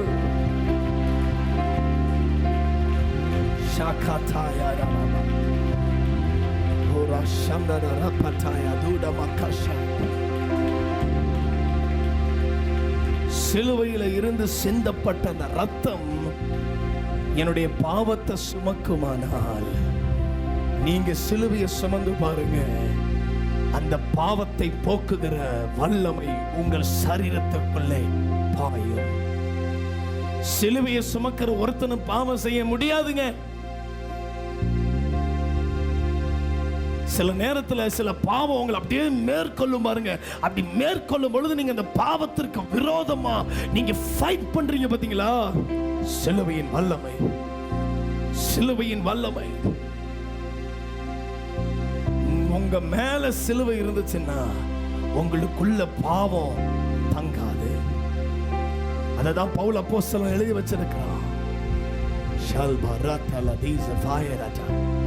அப்படியே எல்லாரும் உட்காருங்க, துதித்துக்கொண்டே உட்காருங்க, துதித்துக்கொண்டே உட்காருங்க. மூன்றாவது, உங்க மேல அந்த சிலுவை இருந்துச்சுன்னா உங்க மேல இருக்கிற சிலுவையினுடைய வல்லமை என்ன தெரியுமா? வாசிங்க எபிரேயர் 2:14-15. எபிரேயர் 2:14-15 வாசிங்க. அப்படியே டங்ஸ்ல இருங்க. நீங்க அப்படியே செய்தி கவனிச்சாலும் டங்ஸ்ல இருக்கணும். அப்படியே அந்நிய பாஷையில அப்படியே உள்ளத்துல ஜெனரேட்டர் ஓடிக்கிட்டே இருக்கணும். அந்த பழக்கத்துக்குள்ள நீங்க வரணும். என்ன எல்லாரும் கவனிங்களேன். யாருக்கெல்லாம் அபிஷேகம் இருக்கோ, யாருக்கெல்லாம் அந்நிய பாஷை வரங்கள் இருக்குதோ அவங்களுக்கு இப்ப சொல்றேன், நீங்க இரவும் பகலும் டங்ஸ்ல இருந்து பாருங்க. அந்நிய பாஷையில பேசிக்கிட்டே இருங்க. சமைக்கும் பொழுது பேசுங்க, வேலை செய்யும் பொழுது பேசுங்க, நடக்கும் பொழுது, பஸ்ஸில் போகும் பொழுது, டிரைவ் பண்ணும் பொழுது பேசுங்களேன். நீங்க பேச பேச பேச பேச ராஜ்யங்கள்ல ஒரு மாற்றம் உண்டாகும். உங்க குடும்பத்துல ஒரு மாற்றம் உண்டாகும். உங்க வீட்டுல. இது உண்மை, இது உண்மை. ஸ்மித் விகில்ஸ்மித் என்ற தேவ மனுஷன், he is man of tongues னு சொல்லுவாங்க. அந்நிய பாஷையின் வல்லமைகள் அவருடைய வாழ்க்கையில வெளிப்பட்டுச்சான். எத்தனையோ ஆண்டுகள்ங்க, சுமார் 15-20 ஆண்டுகள் அந்நிய பாஷையில பேசிக்கொண்டே இருந்தார். அவருடைய வாழ்க்கையில், அவருடைய ஊழியத்தில் எதுவும் நடக்கல. சரியா சில ஆண்டுகளுக்கு பின்பு அவருடைய ஊழியத்தில் நடந்த அற்புத அடையாளங்களுக்கு அளவே இல்லை. அவர் எழுதுறாரு, my anointing flows from my tongues. எனக்குள்ள இருக்கிற அபிஷேகம் என்னுடைய அந்நிய பாஷை வழியா தான் வெளியே புறப்படுதுன்னு எழுதியிருக்கிறாரு. இன்னைக்கு அந்நிய பாஷை வரம் பெறாதவங்க எல்லாம் வாஞ்சையோடு இருங்க. எனக்கு இன்னும் அந்நிய பாஷை இல்லை, இன்னும் அபிஷேகத்துல நிரம்பல. சிலுவை என்பது உங்களுடைய தெய்வமா இருக்கவே கூடாது. சிலுவையை பார்த்து நீங்க வணங்க கூடாது. சிலுவையை சுமந்தாரு பார்த்தீங்களா, அந்த இயேசுவை வணங்குங்கள். சிலுவையை பார்த்து நீங்க, நான் இதையும் சொல்லிடுறேன், நீங்க இப்படி பண்றீங்களே எனக்கு அது கூட வராது. ஏன் முதல்ல மேலே போகணுமா கீழே வரணுமா? மேலே, ஏன் அடுத்து திருப்பி கீழே, அடுத்து வலது பக்கம், அடுத்து திருப்பி சென்ட்ரு, இடது பக்கம் சென்ட்ரு, அடுத்து கீழே, ரைட். நல்லா இருக்கே. இது செய்யறதுனால உங்களுக்குள்ள ஏதாச்சும் ஒரு புது வல்லமை வந்திருக்குன்னு அனுபவிச்சவங்க கை தூக்குங்க. நான் அதை செய்ய ஆரம்பிக்கிறேன். நான் அதை பண்ணும் பொழுதெல்லாம் எனக்குள்ள என்னை யாரையும் குறை சொல்லலை. இது உங்களுடைய நம்பிக்கை, அதை நான் கெடுக்கல. தெளிவா சொல்லிடுறேன், உங்க நம்பிக்கை கிட்டேயே நான் வரல. அடுத்தவன் நம்பிக்கையை மூக்க நுழைச்ச நம்ம மூக்க தான் வெட்டுப்படும். உங்க நம்பிக்கைன்னு சொல்ல உங்க பொறுத்தனையே நான் எதுவும் பேசல. ஆனா நீங்க வெளிப்படையா சிலுவையில காண்பிக்கிற அன்பை கொஞ்சம் வச்சுட்டு சிலுவையை சுமந்தாரு பாருங்க ஒருத்தர். அவர் அதை சுமந்தனாலதான் இன்னைக்கு எல்லா கோயிலுக்கு மேல இருக்கு. அவர் சுமக்கலன்னா எப்படிங்க கோயிலுக்கு மேல சிலுவை வந்திருக்கும்? அவர் சுமக்கலன்னா எப்படி எல்லாருடைய டாலர்லயும் சிலுவை இருக்கும்? அவர் சுமக்கலன்னா எப்படி எல்லாரும் நெத்திலையும் சிலுவை விடும்? அவர் சுமக்கலன்னா எப்படி இந்த ஆக்ஷன் வரும்? அவர் சுமந்தனால தானே இன்னைக்கு சிலுவை அப்படி மேன்மை பாராட்டி அதை பெருசான்னு வச்சிருக்கிறோம். அதுக்கே இவ்வளவு கணவன், அந்த சிலுவையை சுமந்தவருக்கு எவ்வளவு வல்லமை இருக்கு. அதுதான் சொல்றோம், சிலுவையை சுமந்தவரை அப்படி உங்க வாழ்க்கையில கனப்படுத்தி பாருங்க.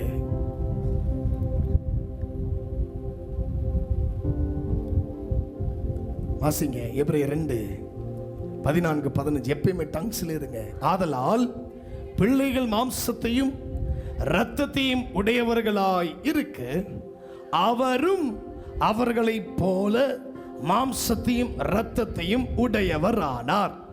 மரணத்துக்கு அதிகாரியாகிய பிசாசானவனை தமது மரணத்தினாலே அழிக்கும்படிக்கு ஜீவ காலமெல்லாம் மரண பயத்தினால் அடிமைத்தனத்திற்குள்ளானவர்கள் யாவரையும் விடுதலை பண்ணும்படிக்கு அப்படியானார். அப்படின்னா சிலுவையில அவர் மரித்ததற்கான காரணம் என்ன? மரண பயத்தினால் அடிமைத்தனத்திற்குள்ளானவர்களை விடுதலையாக்கவே அந்த சிலுவையை அவர் சுமந்தார். இன்னைக்கு உங்க மேல அந்த சிலுவை இருந்துச்சுன்னு வச்சுக்கோங்களேன், மரண பயம் உங்களை ஆட்கொள்ள முடியாது. நீங்க தூங்கும் பொழுது மரண பயம். கணவன் வெளியில போனா நம்ம உள்ள ஒரு ஆம்புலன்ஸ் சத்தம் கேட்டா ஏன் ஆத்துக்காரரா இருப்பாரோ? நான் ஸ்கூல் படிக்கும் பொழுது நானும் என் தங்கச்சி ஒரே ஸ்கூல்ல படிச்சோம். நான் 10th படிக்கும் பொழுது அம்மா 5வது 6வது படிச்சுக்கிட்டு இருந்தாங்க. எங்கேயோ ஒரு ஆம்புலன்ஸ் ஓடும், என் உள்ளமெல்லாம் எப்படி தான் அடிக்கும். ஐயோ ஜூலிக்கு ஏதோ ஆயிருச்சோ, ஐயோ ஏதோ ஆயிருச்சோ. மரண பயம். இது தேவ பிள்ளைகளுக்கு அழகு. பிசாசுடைய முதல் ஆயுதமே மரண பயம். உங்களுக்கு இனம் புரியாத ஒரு பயம் உங்க உள்ளத்துல வரும். பக்கத்துல ஒருத்தன் இருமிட்டா போதும் பயம். நானு கல்யாணம் ஆன வரைக்கும் விக்கிரக கோயில அப்படி கிராஸ் பண்ணி போகும் பொழுது லீபா சாந்தா ராட்டா லாகா தாரா, எனக்கு மிகவும் நெருக்கமான ஒருவர் தூத்துக்குடியில் இருக்கிறார். அவர் என்னை பார்த்து கேட்டாங்க, ஐயா என்ன இந்த கோயிலை தாண்டப்பெல்லாம் பவர்ஃபுல் ஆகுறீங்க, ஏன்னா கோயிலை தாண்டப்ப மாத்திரம் அனாயிட்டிங் அதிகமாகுது. நான் சொன்னேன், கோயிலை தாண்டும் பொழுது அப்படி அந்நிய பாஷையில் பேசினாதான் என்ன செய்யாது, வந்து அட்டாக் பண்ணாது. உடனே அவங்க கேட்டாங்க, அந்த சிலைக்கு வேற வேலை இல்லையா? அது சிலையா இருந்தாலும் நம்ம அந்த சிலைக்கு என்ன கொடுத்துறோம்? உயிரை கொடுத்து. அது சும்மா அப்படி ஷோகேஸ்ல நின்னாலும் அதுக்கு நம்ம ரியல் லைஃபை கொடுத்து அது நம்மளை வந்து வெட்டுற மாதிரியே கற்பனை பண்ணி. அவங்க சொன்னாங்க, அது பாட்டுக்கு கல்லாவே கிடக்குது.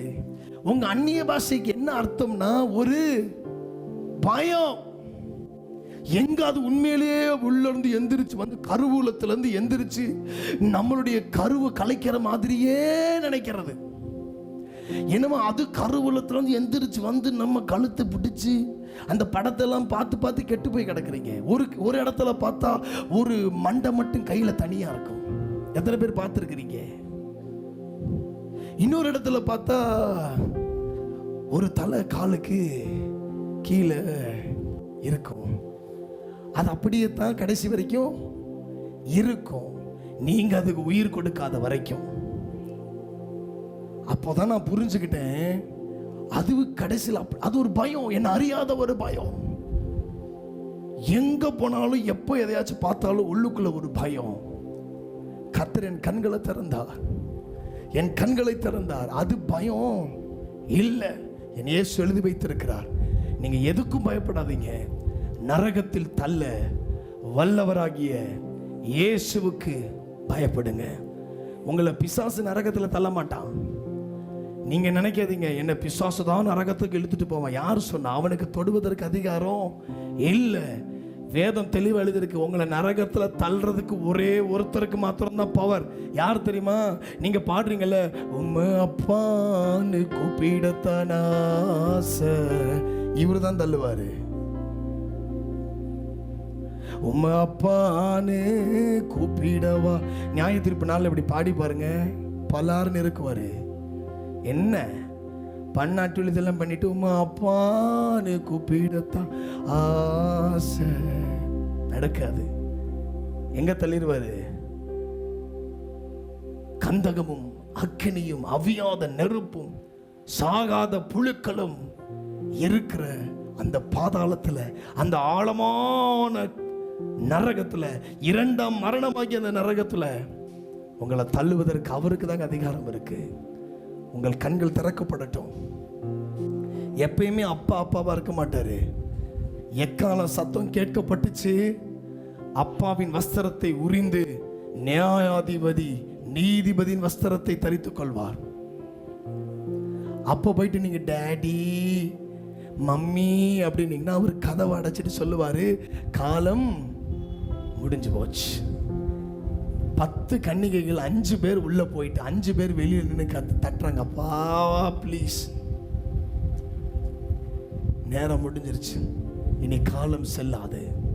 வேதம் சொல்லுகிறது, நாட்கள், இந்த நாட்கள் இருக்கு பாருங்க, அது எப்படி இருக்கும்னா நெய்கிறவன் எரிகிற நாடாவிலும் தீவிரமாய் ஓடுகிறது. நெய்கிறவன் ஒரு பெரிய நாடா இன்னும் எங்க ஊர்ல இருக்கு, அதை வேகமாக அடிக்கும் பொழுது ஒரு நாடான்னு சொல்லுவாங்க, இவ்வளோ பெருசு இருக்கும், கட்டையில் செஞ்சு 2 பக்கமும் கூர்மையாக இருக்கும். அது சடக் சடக் சடக் சடக்குன்னு போயிட்டு போயிட்டு வரும். அது நாட்கள் என்பது நெய்கிறவன் எரிகிற நாடாவிலும் தீவிரமாய். ஜாக்கிரதையா இருங்க, இன்னும் கொஞ்ச காலம்தான், இன்னும் கொஞ்ச காலம்தான். இயேசுவின் நாமத்தில் இன்னைக்கா நாளைக்கா இப்போவா அப்புறமா ஆண்டவருடைய வருகை இருக்கு. சிலுவையை சுமக்க ஆரம்பிங்க. அந்த சிலுவை என்ன செய்யும்? உங்கள் மேல இருக்கிற சில மரண பயத்தை அது உடைச்சு போடும். உண்மையா கை உயர்த்துங்க, பாஸ்டர் எனக்கு அந்த பயம் இருக்கு. சில சின்ன பிள்ளைங்க பயந்து போயிடுவாங்க. 2 நாளைக்கு முன்னாடி ஒரு தூத்துக்குடியில் ஒரு சபையில் ஊழியம் பண்ணும் பொழுது ஒரு வாலிப சகோதரி, நாங்க ஜெபிக்கிறோம், இப்படியே நிக்குது, இப்படியே நிக்குது, பயம் எங்களை பார்த்து அப்படியே நட்டு அப்படியே நட்டு. நாங்க பாவம் பார்த்து விட்டுருந்தா என்ன இருக்கும்? இயேசுவின் நாமத்தில் மரண பயத்தை கொடுக்கிற பொல்லாத பிசாசை போன்னு சொன்ன உடனே இப்படி இருந்த பிள்ளை அப்படி மாறிச்சு பாருங்க, பல்ல கட்டிச்சுக்கிட்டு, யாரா நீ என்ன வெளியே போ சொல்ல? இந்த பிள்ளையை பயப்படுத்துறது தான் எனக்கு கொடுக்கப்பட்ட வேலை. அம்மா, பொல்லாததுக்கு கண்டதுக்கும் கடியதுக்கும் நீங்க பயந்தீங்கன்னா அது பிசாசினுடைய கிரியை. இன்னைக்கு ஏசப்பாவுடைய சிலுவையை சுமந்துடுங்க, ஏசப்பாவையே சுமந்துடுங்க, உங்களுக்கு கொடுக்கப்பட்டுள்ள சிலுவையை சுமருங்க. அந்த மரண பயம் உங்களை விட்டு வெளியேறும். பாருங்க, பழைய ஏற்பாட்டில் யோபு 1:18-19 பழைய ஏற்பாட்டில் பிசாசு மரணத்துக்கு அதிகாரின்னு போட்டிருக்கு. நீங்க எடுத்து வாசிக்க வேண்டாம். ஆனா புதிய ஏற்பாட்டுல மரணத்திற்கும் பாதாளத்துக்கும் அதிகாரி இயேசு. எங்க எழுதிருக்கு? வெளிப்படுத்தின விசேஷம் 1:18, 2 கொரிந்தியர் 1:8-10, 2 தீமோத்தி 1 12வது வசனம். மரணத்திற்கும் பாதாளத்திற்கும் அதிகாரி இயேசு. அந்த மரண பயம் எதுக்கு உங்களுக்கு? அந்த பயம் எதுக்கு உங்களுக்கு? ஐயோ நான் செத்துருவேனா, நான் போயிருவேனா, என் உயிர் போயிருமா? பயந்து பயந்தே உயிர் போனதெல்லாம் இருக்கு. நிறைய பேர் பயந்து பயந்தே செத்து போயிருக்கிறாங்க.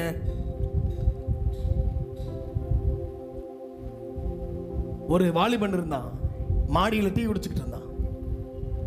திடீர்னு போன் வந்து, தம்பி உங்க பொண்ணு செத்து போச்சு தம்பி, ஆக்சிடென்ட்ல.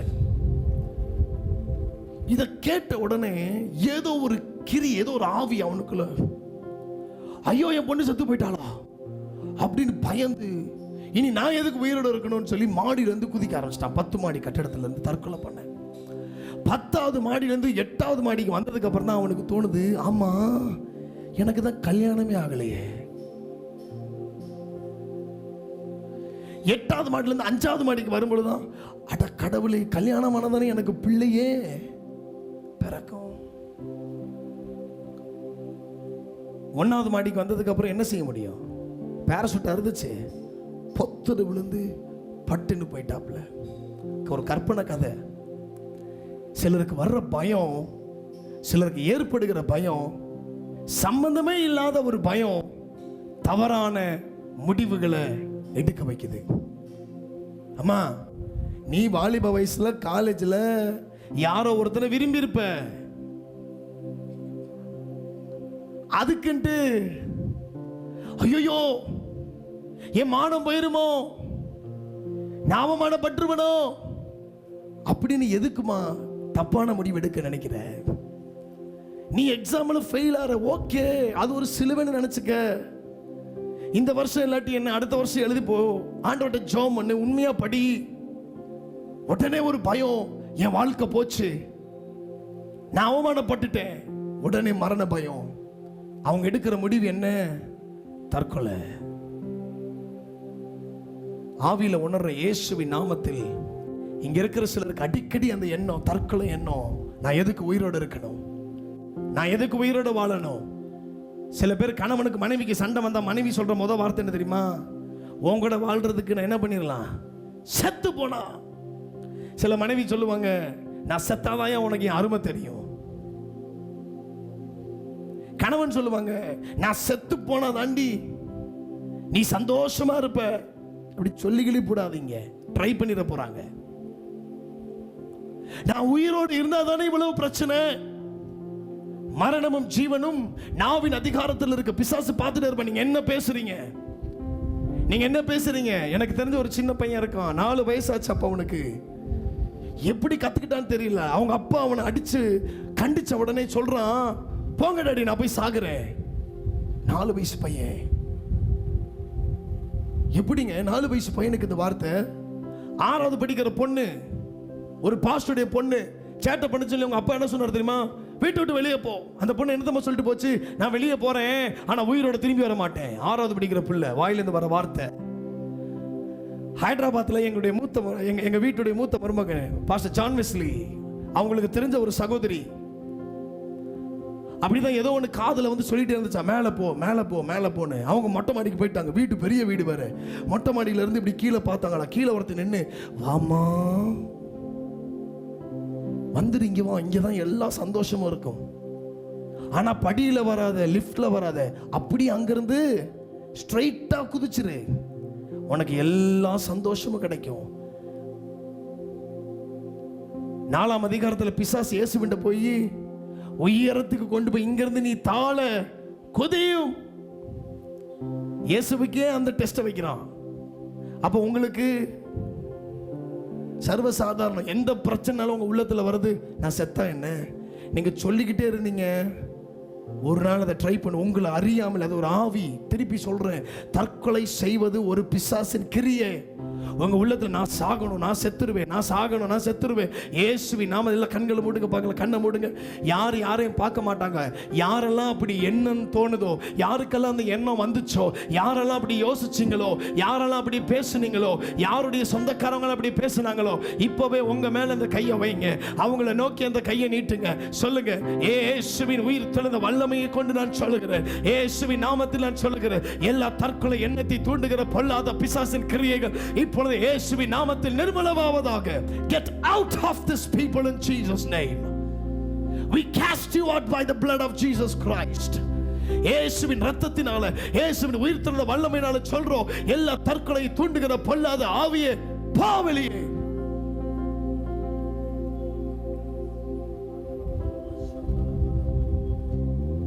மரகதலரா எனக்குள்ளே ஜீவ ஊற்று, அது வற்றாது ஒரு நாளும்.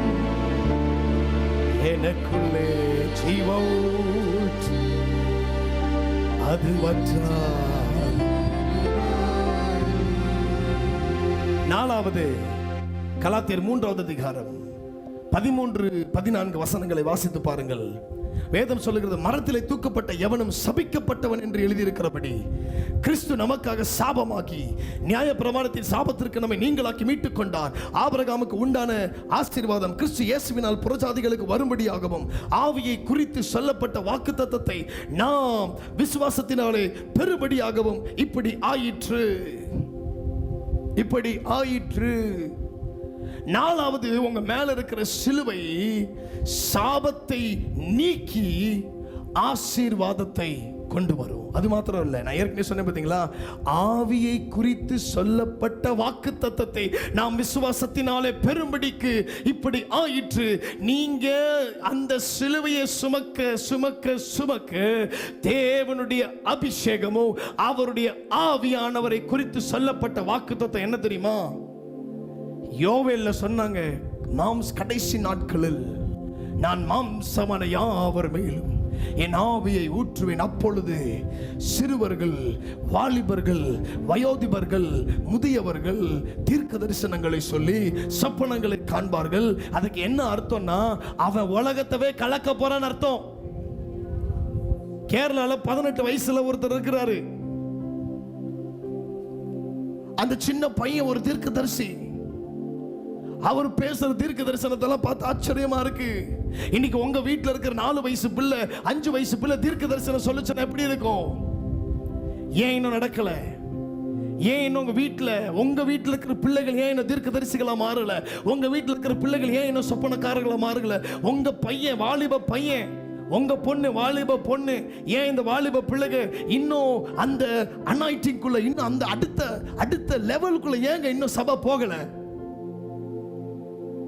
ஆதி காலத்துல அப்போஸ்தலர் 2ஆம் அதிகாரத்துல அவர்கள் ஓரிடத்தில் ஒருமனப்பட்டு கூடியிருக்கையில் ஒரு பலத்த காற்று முழக்கம் போல ஒரு காற்று அவர்கள் இருந்த இடத்தை மூடிற்று.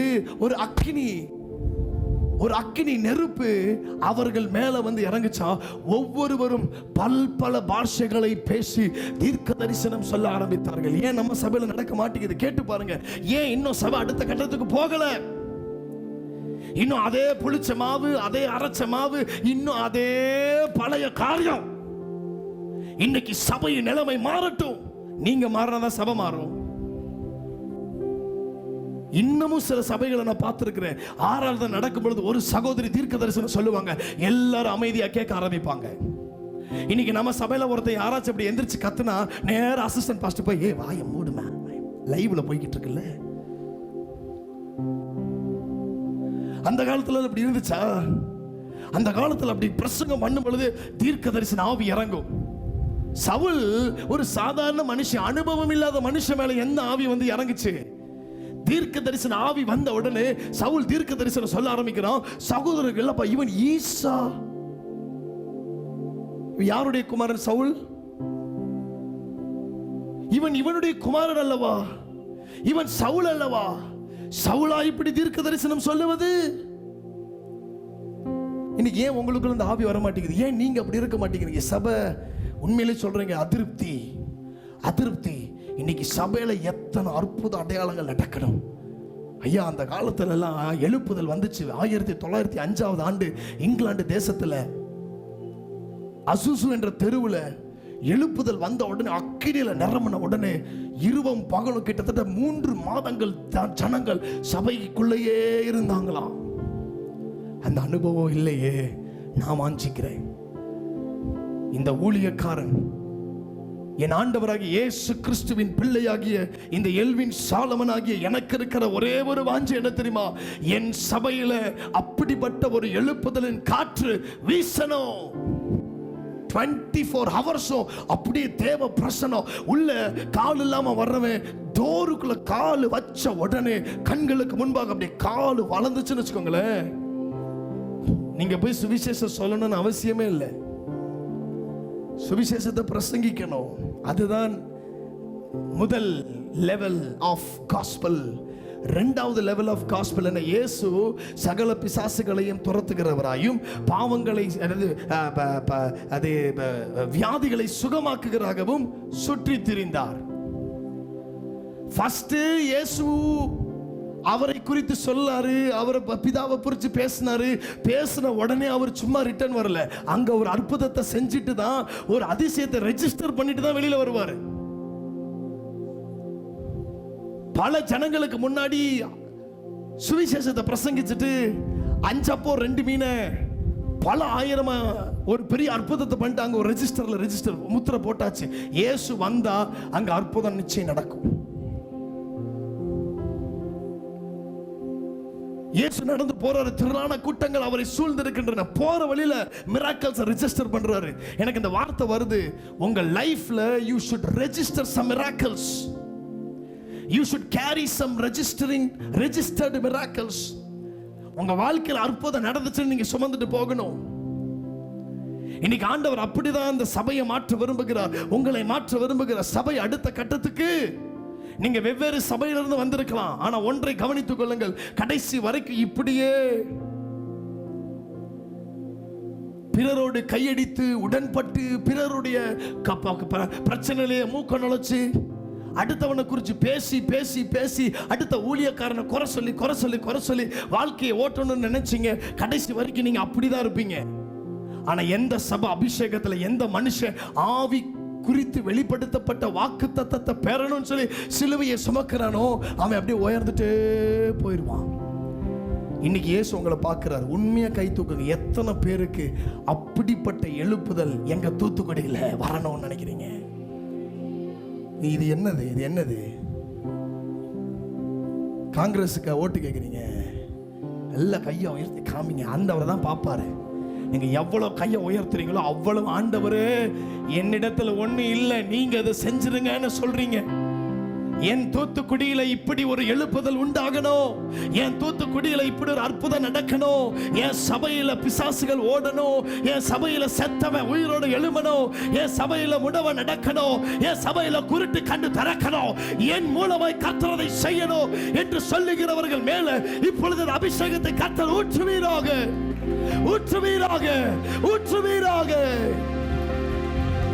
Sheketoro tasi prataya dumana tende zeketoro ziri antaraka azala tira baushi karete ya ete masanda ruta lasaya kutamase esa protoko நான் அபிஷேகம் பண்ணப்பட்டவன். நான் போய் நிக்கிற இடத்துல பிசாசு நடுங்கோ.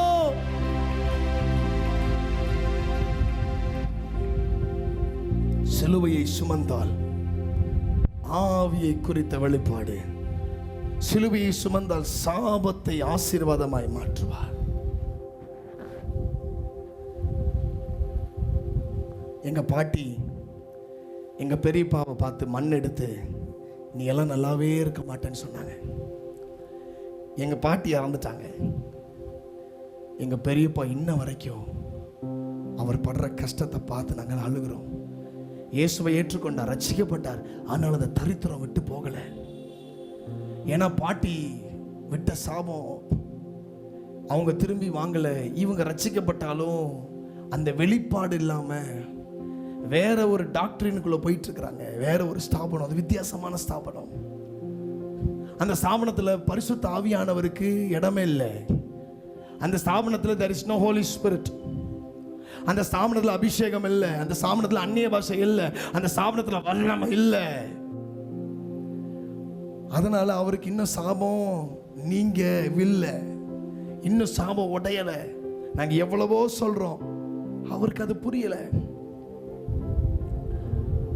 ஒரு நாள் எங்க அம்மா கோவத்தில் என்னை பார்த்து, நீயும் ஒரு நாள் அப்படின்னு நாங்க பாருங்க, உடனே வாயை பொத்திட்டு, வேண்டாம் நீங்க ஒரு ஊழியக்காரி, விளையாட்டுக்கு கூட இமோஷன்ல கூட யாரையும் பார்த்து சபிச்சிடாதீங்க. ஏன்னா இயேசு கர்த்தர் சொல்றாரு, நீ ஆசீர்வதிக்கிறவனை நான் ஆசீர்வதிப்பேன், நீ சபிக்கிறவனை நான் சபிப்பேன்.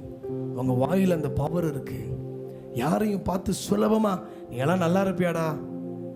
33 வருஷம் என்னுடைய ஜீவியத்தில் பிறந்ததுல இருந்து எனக்கு தெரிஞ்சு நான் ஒருத்தனை பார்த்தேன்.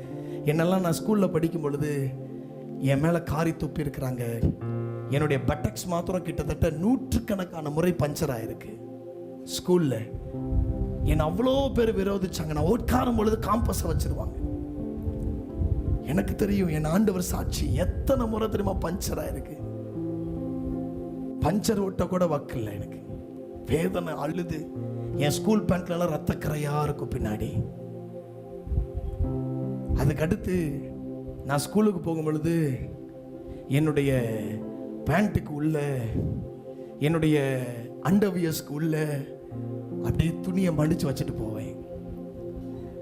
அப்படியே குத்துனாலும் ரத்தம் பேண்ட்ல தெரியக்கூடாதுன்னு அவ்வளோ பாடுகள். சின்ன வயசுல ஆண்டவர் எனக்கு அனுமதித்தார். என் பேக்ல யூரின் பண்ணிடுவாங்க. என் பேக்ல வந்து சளியை காரி துப்பிட்டு போவாங்க. என்னன்னா, நான் வந்து ஸ்கூல் பீப்புள் லீடராக இருந்தேன். அவன் கெட்ட வார்த்தை பேசுவான், அவன் ஃபேன் எல்லாம் திருடிட்டு போய் விற்றான், கோலி இந்த என்னது ஷார்ட் புட் எல்லாம் திருடுனான். டேய் என்னடா அப்படி தப்பு பண்ணுறீங்க, பண்ணாதீங்கன்னு சொன்னேன், கேட்கல. நேராக போய் பிரின்சிபல்கிட்ட கம்ப்ளைண்ட் பண்ணிட்டேன். உண்மையாக இருந்தேன். அதுக்கு எனக்கு 420 பேர் வச்சு, எனக்கு பல விதமான பேரை சூட்டி, நான் அந்த 10th 11th 12th 3 ஆண்டுகள் கடந்து வந்த பாதையை என்ன மறக்க. ஈவினிங் ஸ்டடி 6 மணிக்கு மேலே இட்லி கொடுப்பாங்க. எல்லாரும் இட்லி சாப்பிடுவோம். நானும் ஆசையாக போய் பசியில் அந்த 4 இட்லியை வந்து வாங்கி உட்காருவேன். வந்து அப்படி எத்திட்டு போயிடுவாங்க. ஒரு நாள் 2 நாள் இல்லை, 3 years. ஒரு நாள் என்ன பண்ணிட்டேன், இவன் எத்தனானேன்னு சொல்லி ஒரு மரத்துக்கடையில் போய் உட்காந்துட்டேன். தூரத்துலேருந்து மண் அள்ளி போட்டான், இட்லி ஃபுல்லாக மண். ஆனால் ஒரு நாள் கூட அவங்கள பார்த்து நீ நல்லாவே இருக்க மாட்டடா, என்னை தானே இப்படி பண்ண, ஒரு நாள் முன்னாடியே பாரு நீ பிச்சை எடுப்ப, நான் பணக்காரனா இருப்பேன்னு ஒரு நாள் சொல்ல ஆண்டவர் வைக்கல. ஏன்னா எனக்குள்ள ஒரு வெளிப்பாடு, என் மேல ஒரு சிலுவை இருந்திருக்கும் போல, நான் ஆசீர்வதிக்கிறவர் ஆண்டவர் ஆசீர்வதிப்பார். உங்களை காயப்படுத்துறவங்களை பார்த்து என்ன சொல்லணும், ஆண்டவரே இவனை ஆசீர்வதிங்க. உங்களுக்கு விரோதமா துரோகம் பண்றான் பாருங்களேன், அவனை பார்த்து சொல்லுங்க, காட் பிளஸ் யூ, ஏசப்பா நேசிக்கிறான்னு சொல்லிட்டு வந்துட்டே இருங்க. உங்களை ஏமாத்துறான் பார்த்தீங்களா, பிளஸ் பண்ணிட்டு வாங்க, மீதியை கர்த்தர் பார்த்துக்குவார். ஆமைன்னு சொல்லுங்களேன். இன்னைக்கு உங்க குடும்பத்தில் இப்படிப்பட்ட சாபம் இருக்கா, அந்த சிலுவையை சுமங்க, உங்க சிலுவையை தூக்கிக்கோங்க. அந்த சாபத்தின் வல்லமைகளை ஆண்டவர் உடைத்து போடுவார். பஞ்சாப்ல ஒரு 60-70 வருஷத்துக்கு முன்னாடி ஒரு பெரிய பணக்காரன், அவனுடைய வேலைக்காரன் ஒரு முக்கியமான நாளில் லீவ் போட்டான். இந்த எஜமானனுக்கு கோபம். உடனே வீட்டுக்கு வந்த உடனே கேட்டிருக்க, ஏன்டா வரல? ஐயா என் மாட்டுக்கு காய்ச்சல் வந்துருச்சியா, என் மாடு சென மாடு, அதுக்கு ஏதோ ஃபிட்ஸ் மாதிரி வந்துருச்சு, உடனே ஹாஸ்பிட்டல் தூக்கிட்டு போனோம். எதை தூக்கிட்டு போனாங்களா, மாடை. இந்த எஜமானனுக்கு கோபம் வந்து நேரா தன்னுடைய வேலைக்காரன் அனுப்பி அவனுக்குன்னு இருந்த அந்த ஒரே மாடை கொண்டுட்டு வந்து அவன் கண்ணு முன்னாடியே உயிரோட தோலை உரிச்சு கொண்டான் எஜமானன். இந்த மாடு கத்தி கத்தி கத்தி கத்தி செத்து போச்சு. உள்ள இருக்கிற செனையும் செத்து போச்சு. நடந்தது என்ன தெரியுமா, அதுக்கடுத்து இந்த எஜமானனுடைய, இந்த மனுஷனுடைய குடும்பத்தில் 10 தலைமுறைகள் பிறந்த குழந்தை தோல் இல்லாம பிறந்து உடனே செத்து போச்சு. சாபம்.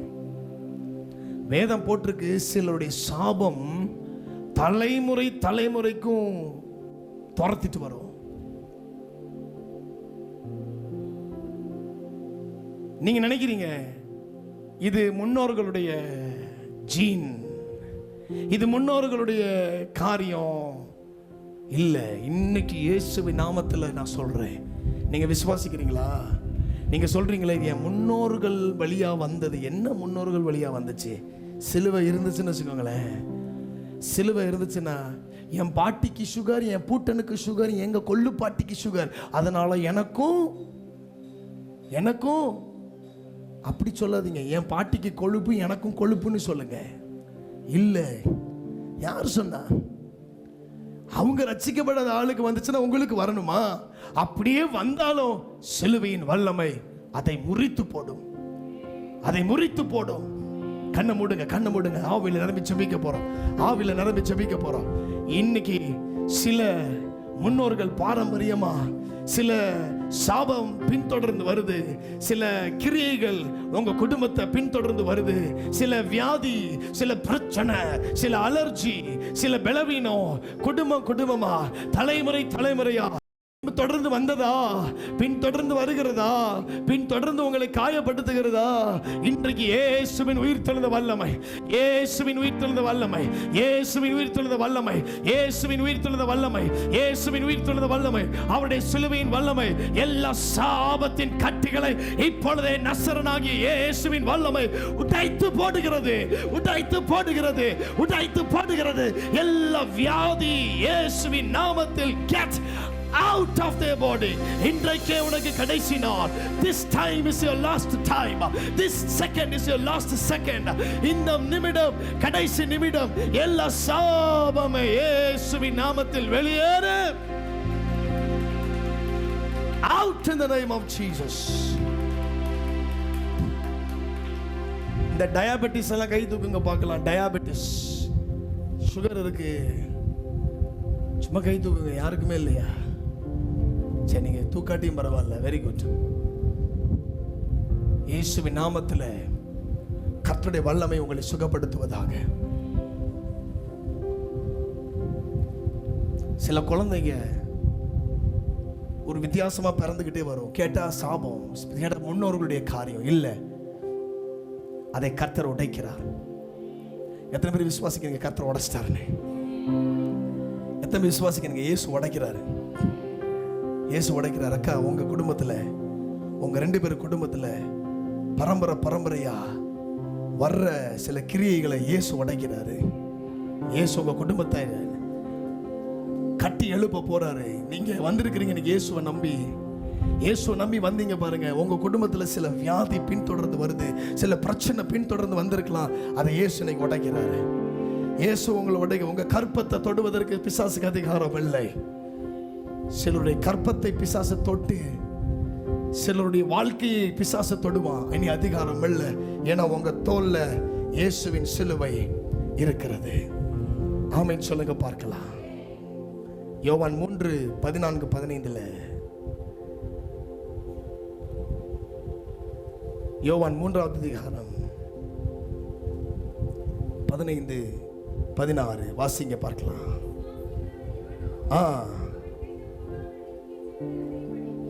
14 வாசிங்களா? 14 சர்ப்பமானது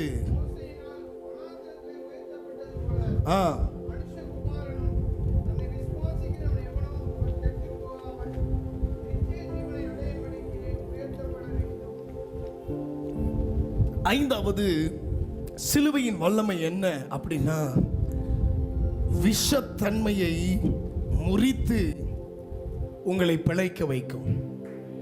விஷத்தன்மையை முறித்து உங்களை பிழைக்க வைக்கும்.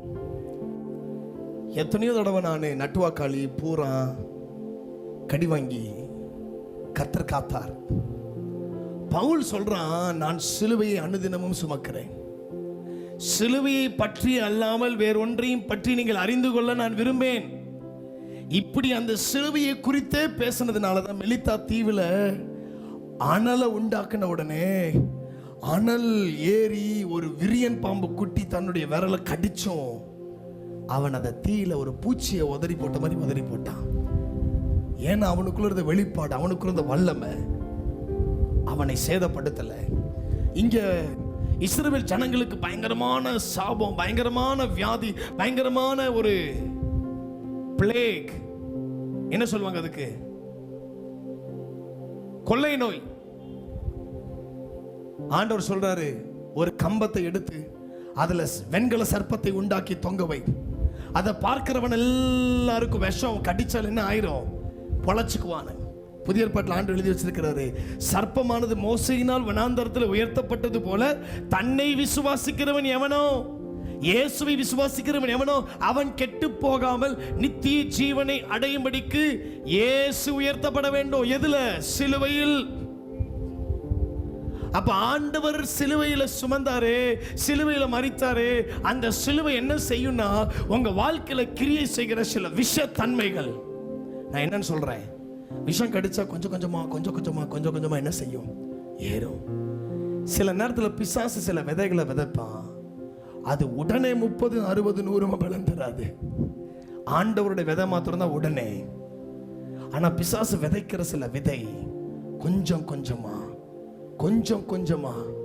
உங்க குடும்பத்தை அழிக்கும், கொஞ்சம் கொஞ்சமா உங்க குடும்பத்தை அழிக்கும், கொஞ்சம் கொஞ்சமா உங்க குடும்பத்தை நாசம் பண்ணிடும். சில விதை, சில கெட்ட பழக்கம், சில தவறான புரிந்து கொள்ளுதல், சில ராங் டாக்டரின்ஸ், கொஞ்சமா சில கள்ள தொடர்பு, சில தேவையில்லாத நண்பர்கள், பிசாசு என்னைக்கு விதைக்கிற விஷம் கொஞ்சமா ஒவ்வொரு உறுப்பா செயலிழக்க பண்ணுவான். இன்னைக்கு ஆவியில நான் அதை உணர்றேன், கொஞ்சமா கெட்டு போயிடுவோம். ஆரம்பத்தில் அதை தான் எபேசு சபையை பார்த்து வெளிப்படுத்தின விசேஷத்தில் ஆண்டவர் சொல்றாரு, ஆதியில இருந்த அன்பை நீ விட்டுட்டியடா டே. ஏன்? ஆதியில நல்லா இருந்த, பாதியில காணாம போயிட்ட. ஆதியில ஃபயரா இருந்த, பாதியில அணைஞ்சு புஷ்னு போயிட்ட. ஏன்? தேவையில்லாத டிஸ்ட்ராக்ஷன். இன்னொன்னு ஆவியில உணர்த்தப்படத சொல்றேன், நீங்க சார்ந்து இருக்கிறீங்க பாத்தீங்களா, ஏதோ ஒரு தொழில், ஏதோ ஒரு வேலை, யாரோ ஒரு நபர், அவங்க கூட உங்களுக்கு விஷமா மாறிடலாம். அன்னைக்கு எலிசாவும் தீர்க்கதரிசி புத்திரர்களும் சமைக்கும் பொழுது யாரோ ஒருத்தர் கொம்மட்டி காயை கொண்டு வந்து உள்ள போட்டான். ஒருத்தன் கத்துறா, பானையில் சாவு இருக்கிறது, விஷம். உடனே ஒரு மாவை பிசைஞ்சு பானைகளை போட்ட உடனே மாவு, அந்த பானை இருந்த கூழ் எல்லாம் என்ன ஆயிருச்சு, விஷம் முறிக்கப்பட்டுச்சு. சில நேரத்தில் உங்க வாழ்க்கையில் இருக்கிற எவனோ ஒருத்தன், அவனு தீர்க்கதரிசிகள் புத்திரர் தான், அவனும் எலிசா கூட இருக்கிற ஊழியக்காரன் தான். ஆனா அவன் தெரியாம என்ன பண்ணிட்டான், ஒரு கொம்மட்டி காயை புடுங்கிட்டான். உங்க கூடயே இருக்கிற சிலர் உங்களுக்கு தெரியாமலேயே, அவங்களுக்கே தெரியாமலேயே சில காயை புடுங்கி உங்க வாழ்க்கையில போட்டுறலாம். அதனால இயேசுவின் நாமத்தில் சொல்லுகிறேன், ஜாக்கிரதையா இருங்க. Be careful about your relationship. Be careful about your guest. Rahab என்ற வேசி எரிகோல தங்கியிருந்தாலாம். அது வரைக்கும் அவ வீட்டுக்கு வந்த கெஸ்ட் எல்லாம் எதுக்கு வந்திருப்பாங்க சொல்லுங்க? வேசி வீட்டுக்கு ஒருத்தன் வர்றான் அப்படின்னா எதுக்கு வருவான்? புரியுதா? ஆனா 2 பேரு ராகா வீட்டுக்குள்ள நுழையிறாங்க, 2 விருந்தாளிகள் நுழையிறாங்க. அவங்க வீட்டினுடைய சூழ்நிலையே மாறிடுச்சு. அது வரைக்கும் விபச்சாரியா இருந்த ராகாப் இப்போ மத்தேயு 1ஆம் அதிகாரத்துல வந்து உட்கார்ந்துட்டா. It is much more considered about your guest. உங்கள் வீட்டுக்கு வருகிற விருந்தாளிகளை குறித்து ரொம்ப ஜாக்கிரதையா இருங்க. What kind of guest are you inviting? இன்னைக்கு யார் கூட ஆண்டவர் பேசுற கண்டவன் கடியவன் எல்லாத்தையும் வீட்டுக்குள்ள விடக்கூடாது. பாஸ்டர் இது எங்க அக்கா பொண்ணு பாஸ்டர், அதனாலதான் வீட்டுல வந்து தங்கி இருக்கிறா. வீட்டுல பையன் இருக்கு, அறிவில்லை உனக்கு. வீட்டுல வாலிப பொண்ணு இருக்குதுங்க. திண்டுக்கல்ல நடந்த சம்பவம். வாலிப பொண்ணு வீட்டுல இருக்கு. அந்த பிள்ளை வீட்டில் இருக்குது. ஆனால் அந்த வீட்டு அம்மா அப்பா என் சொந்த தங்கச்சி பையன் சொல்லி மாமா பையனை வீட்டுக்குள்ள வச்சிருக்காங்க. என்ன நடந்துச்சு? பிசாசு இருவருடைய இருதயத்திலும் விதையை விதைத்தான். விதை மாறினது, வளர்ந்தது, மரமாச்சு. 2 பேரும் வீட்டை விட்டு ஓடி போயாச்சு. வீட்டை விட்டு ஓடி போய் அந்த பிள்ளையை இவன் துரத்தி விட்டாச்சு. இப்ப அந்த பிள்ளை வயிற்றுல குழந்தையும் உண்டாயாச்சு. இப்ப அந்த தாயும் அந்த சேயும் அனாதையா கிடைச்சாச்சு. அந்த பையன் எங்க போனான்னு தெரியல, அட்ரஸ் தெரியல. முழு குடும்பத்துக்கு வெக்கம், முழு குடும்பத்துக்கு அவமானம், முழு ஊர்லயும் அவங்கள யாரும் பார்த்தாலே வெறுக்கிறாங்க. ஏன்? Unwanted guest. உங்க பிள்ளைகளை உங்க சொந்தக்கார சித்தப்பாவா மாமாவா இருந்தாலும் பெண்களை பைக்ல அனுப்ப கூடாதுங்க. கிராமத்துல அந்த தப்பு பண்றாங்க. இங்க இப்படி பண்ண மாட்டீங்கன்னு நினைக்கிறேன். கிராமங்கள்ல எங்க அசிஸ்டன்ட் பாஸ்டரா இருந்தாலும் சரி, இல்ல யாரா இருந்தாலும் சரி, ஏமா கொஞ்சம் அவங்க கூட பைக்ல இறங்கிக்கோனா கண்ணை மூடிட்டு போய் ஏறிக்கிறது. பாஸ்டரே சொல்லிட்டாருன்னு. கிராமத்துல எத்தனை பேர் கெட்டு போயிருக்காங்க தெரியுமா? இன்னைக்கு ஆண்டவர் தீர்க்கமா பேசுறாருங்க. உங்க வீட்டுக்குள்ள வர்ற விருந்தாளி நிமித்தம் உங்க சூழலை மாறணும். உங்க வீட்டுக்குள்ள வர விருந்தாளி நிமித்தம் உங்க தொழில் மாறணும். உங்க வீட்டுக்குள்ள வர விருந்தாளி நிமித்தம் உங்க வாழ்க்கை மாறணும். ஆனா உங்க வீட்டுக்குள்ள வர விருந்தாளி நிமித்தம் உங்க தொழிலும் உங்க வாழ்க்கையும் இன்னும் நல்லா அப்படியே போச்சுன்னா அது பேட் கெஸ்ட்.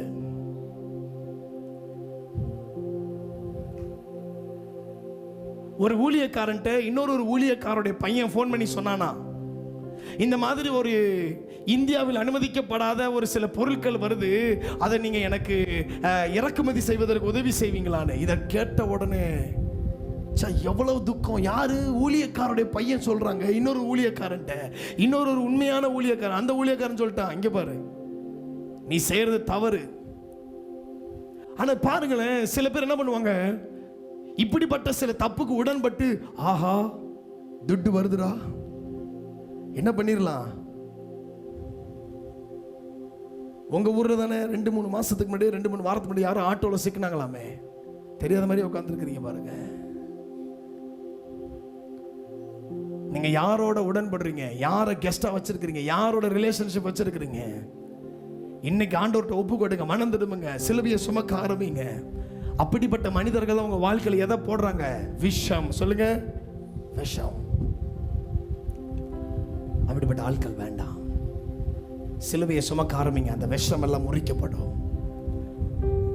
கடைசியா சொல்லி முடிப்போம். 6வது எபிரேயர் 2வது அதிகாரம் 9-10 வாசிங்க பார்க்கலாம். எபிரேயர் 2:9-10.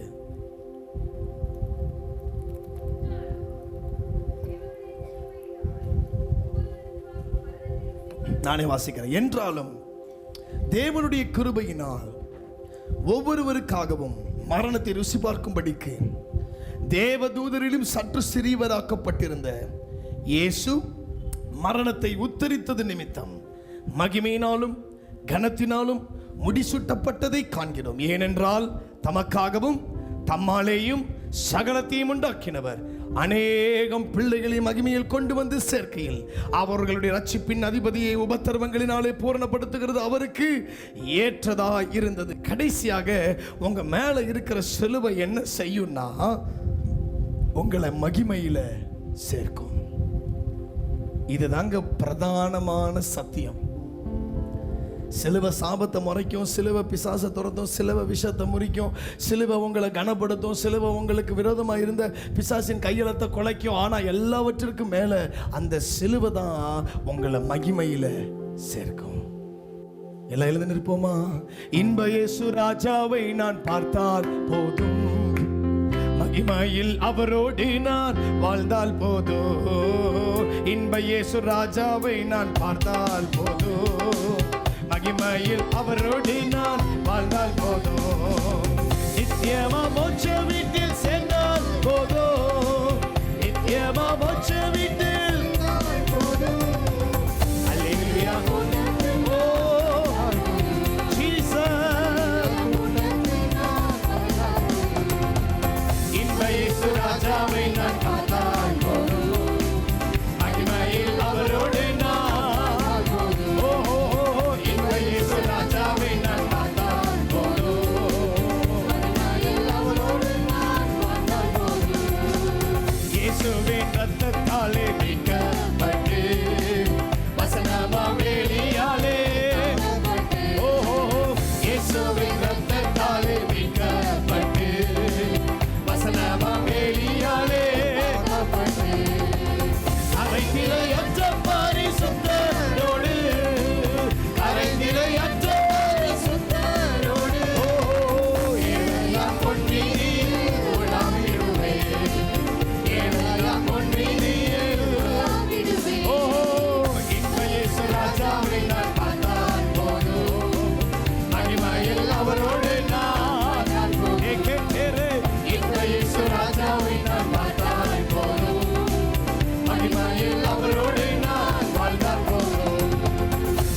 தூதர்கள் வீணைகளை மீட்டும் போது நிறைவான ஜெய கோஷம்.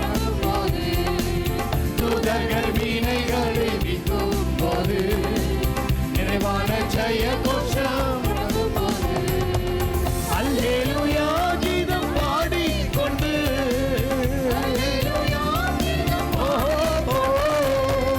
அன்பராம் இயேசுவோடு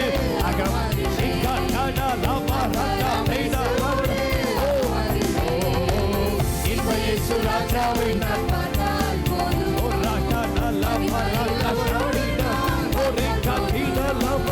இந்த இயேசு ராஜாவை நான் பார்த்தால் போதும். மகிமையில் அவரோடு நான் என்னுள்ளம் என்னுள்ளம் நன்றியால் நிறைந்து இந்த பாக்கிய வீட்டை இணைக்கையிலே என்னுள்ளம் நன்றியால் நிறைந்து பாக்கிய வீட்டை இணைக்கையிலே. அல்லேலூயா அல்லேலூயா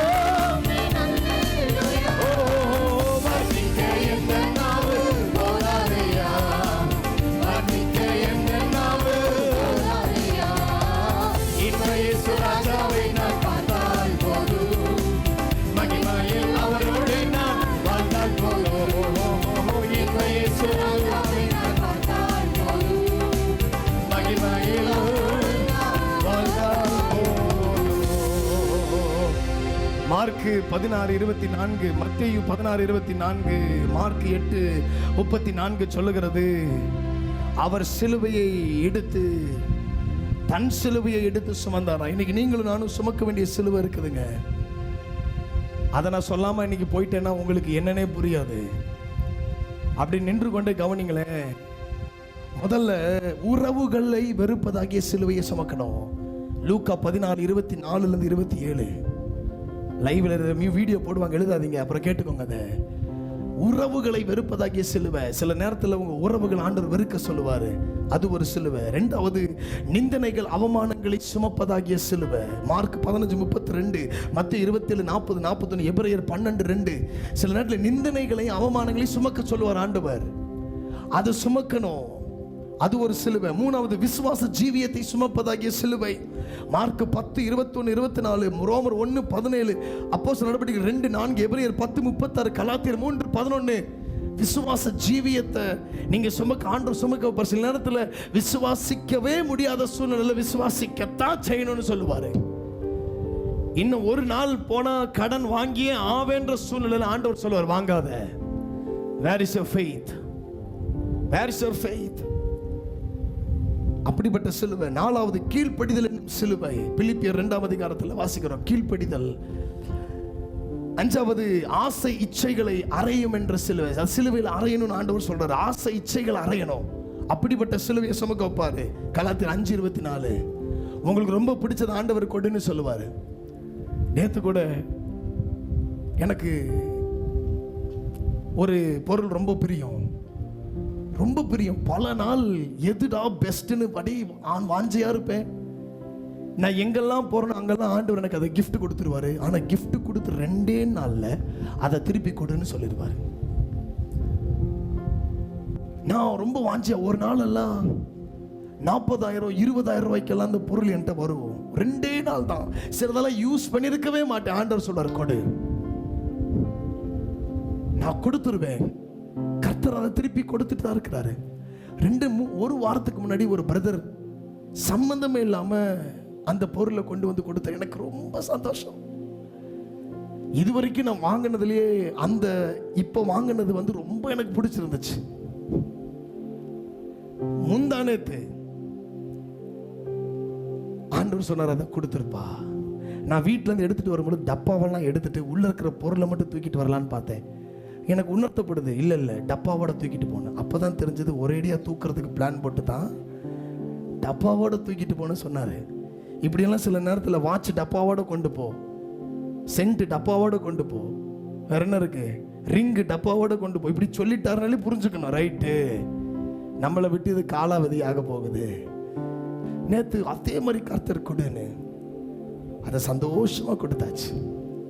கொடுக்கிற சந்தோஷத்தை போல ஏன்னா நான் கொடுக்கும் பொழுது எனக்கு வருத்தம் உண்டாச்சுன்னா எனக்கு வெளிப்பாடு இல்லைன்னு அர்த்தம். நான் கொடுக்கும் பொழுது சந்தோஷமா கொடுப்பேன். ஏன்னா எனக்கு தெரியும் நான் ஒரு தடவை அப்பா சொல்லி கொடுத்துட்டேன், எனக்கு இதை விட பெஸ்டா எப்படியும் அப்பா. ஆனால் அதையும் கொடுக்க சொல்ல, அதுதான் அவருடைய ஸ்டைலே வச்சுக்கோங்களேன். கடைசி 2 நாள் தான் மேக்சிமம்.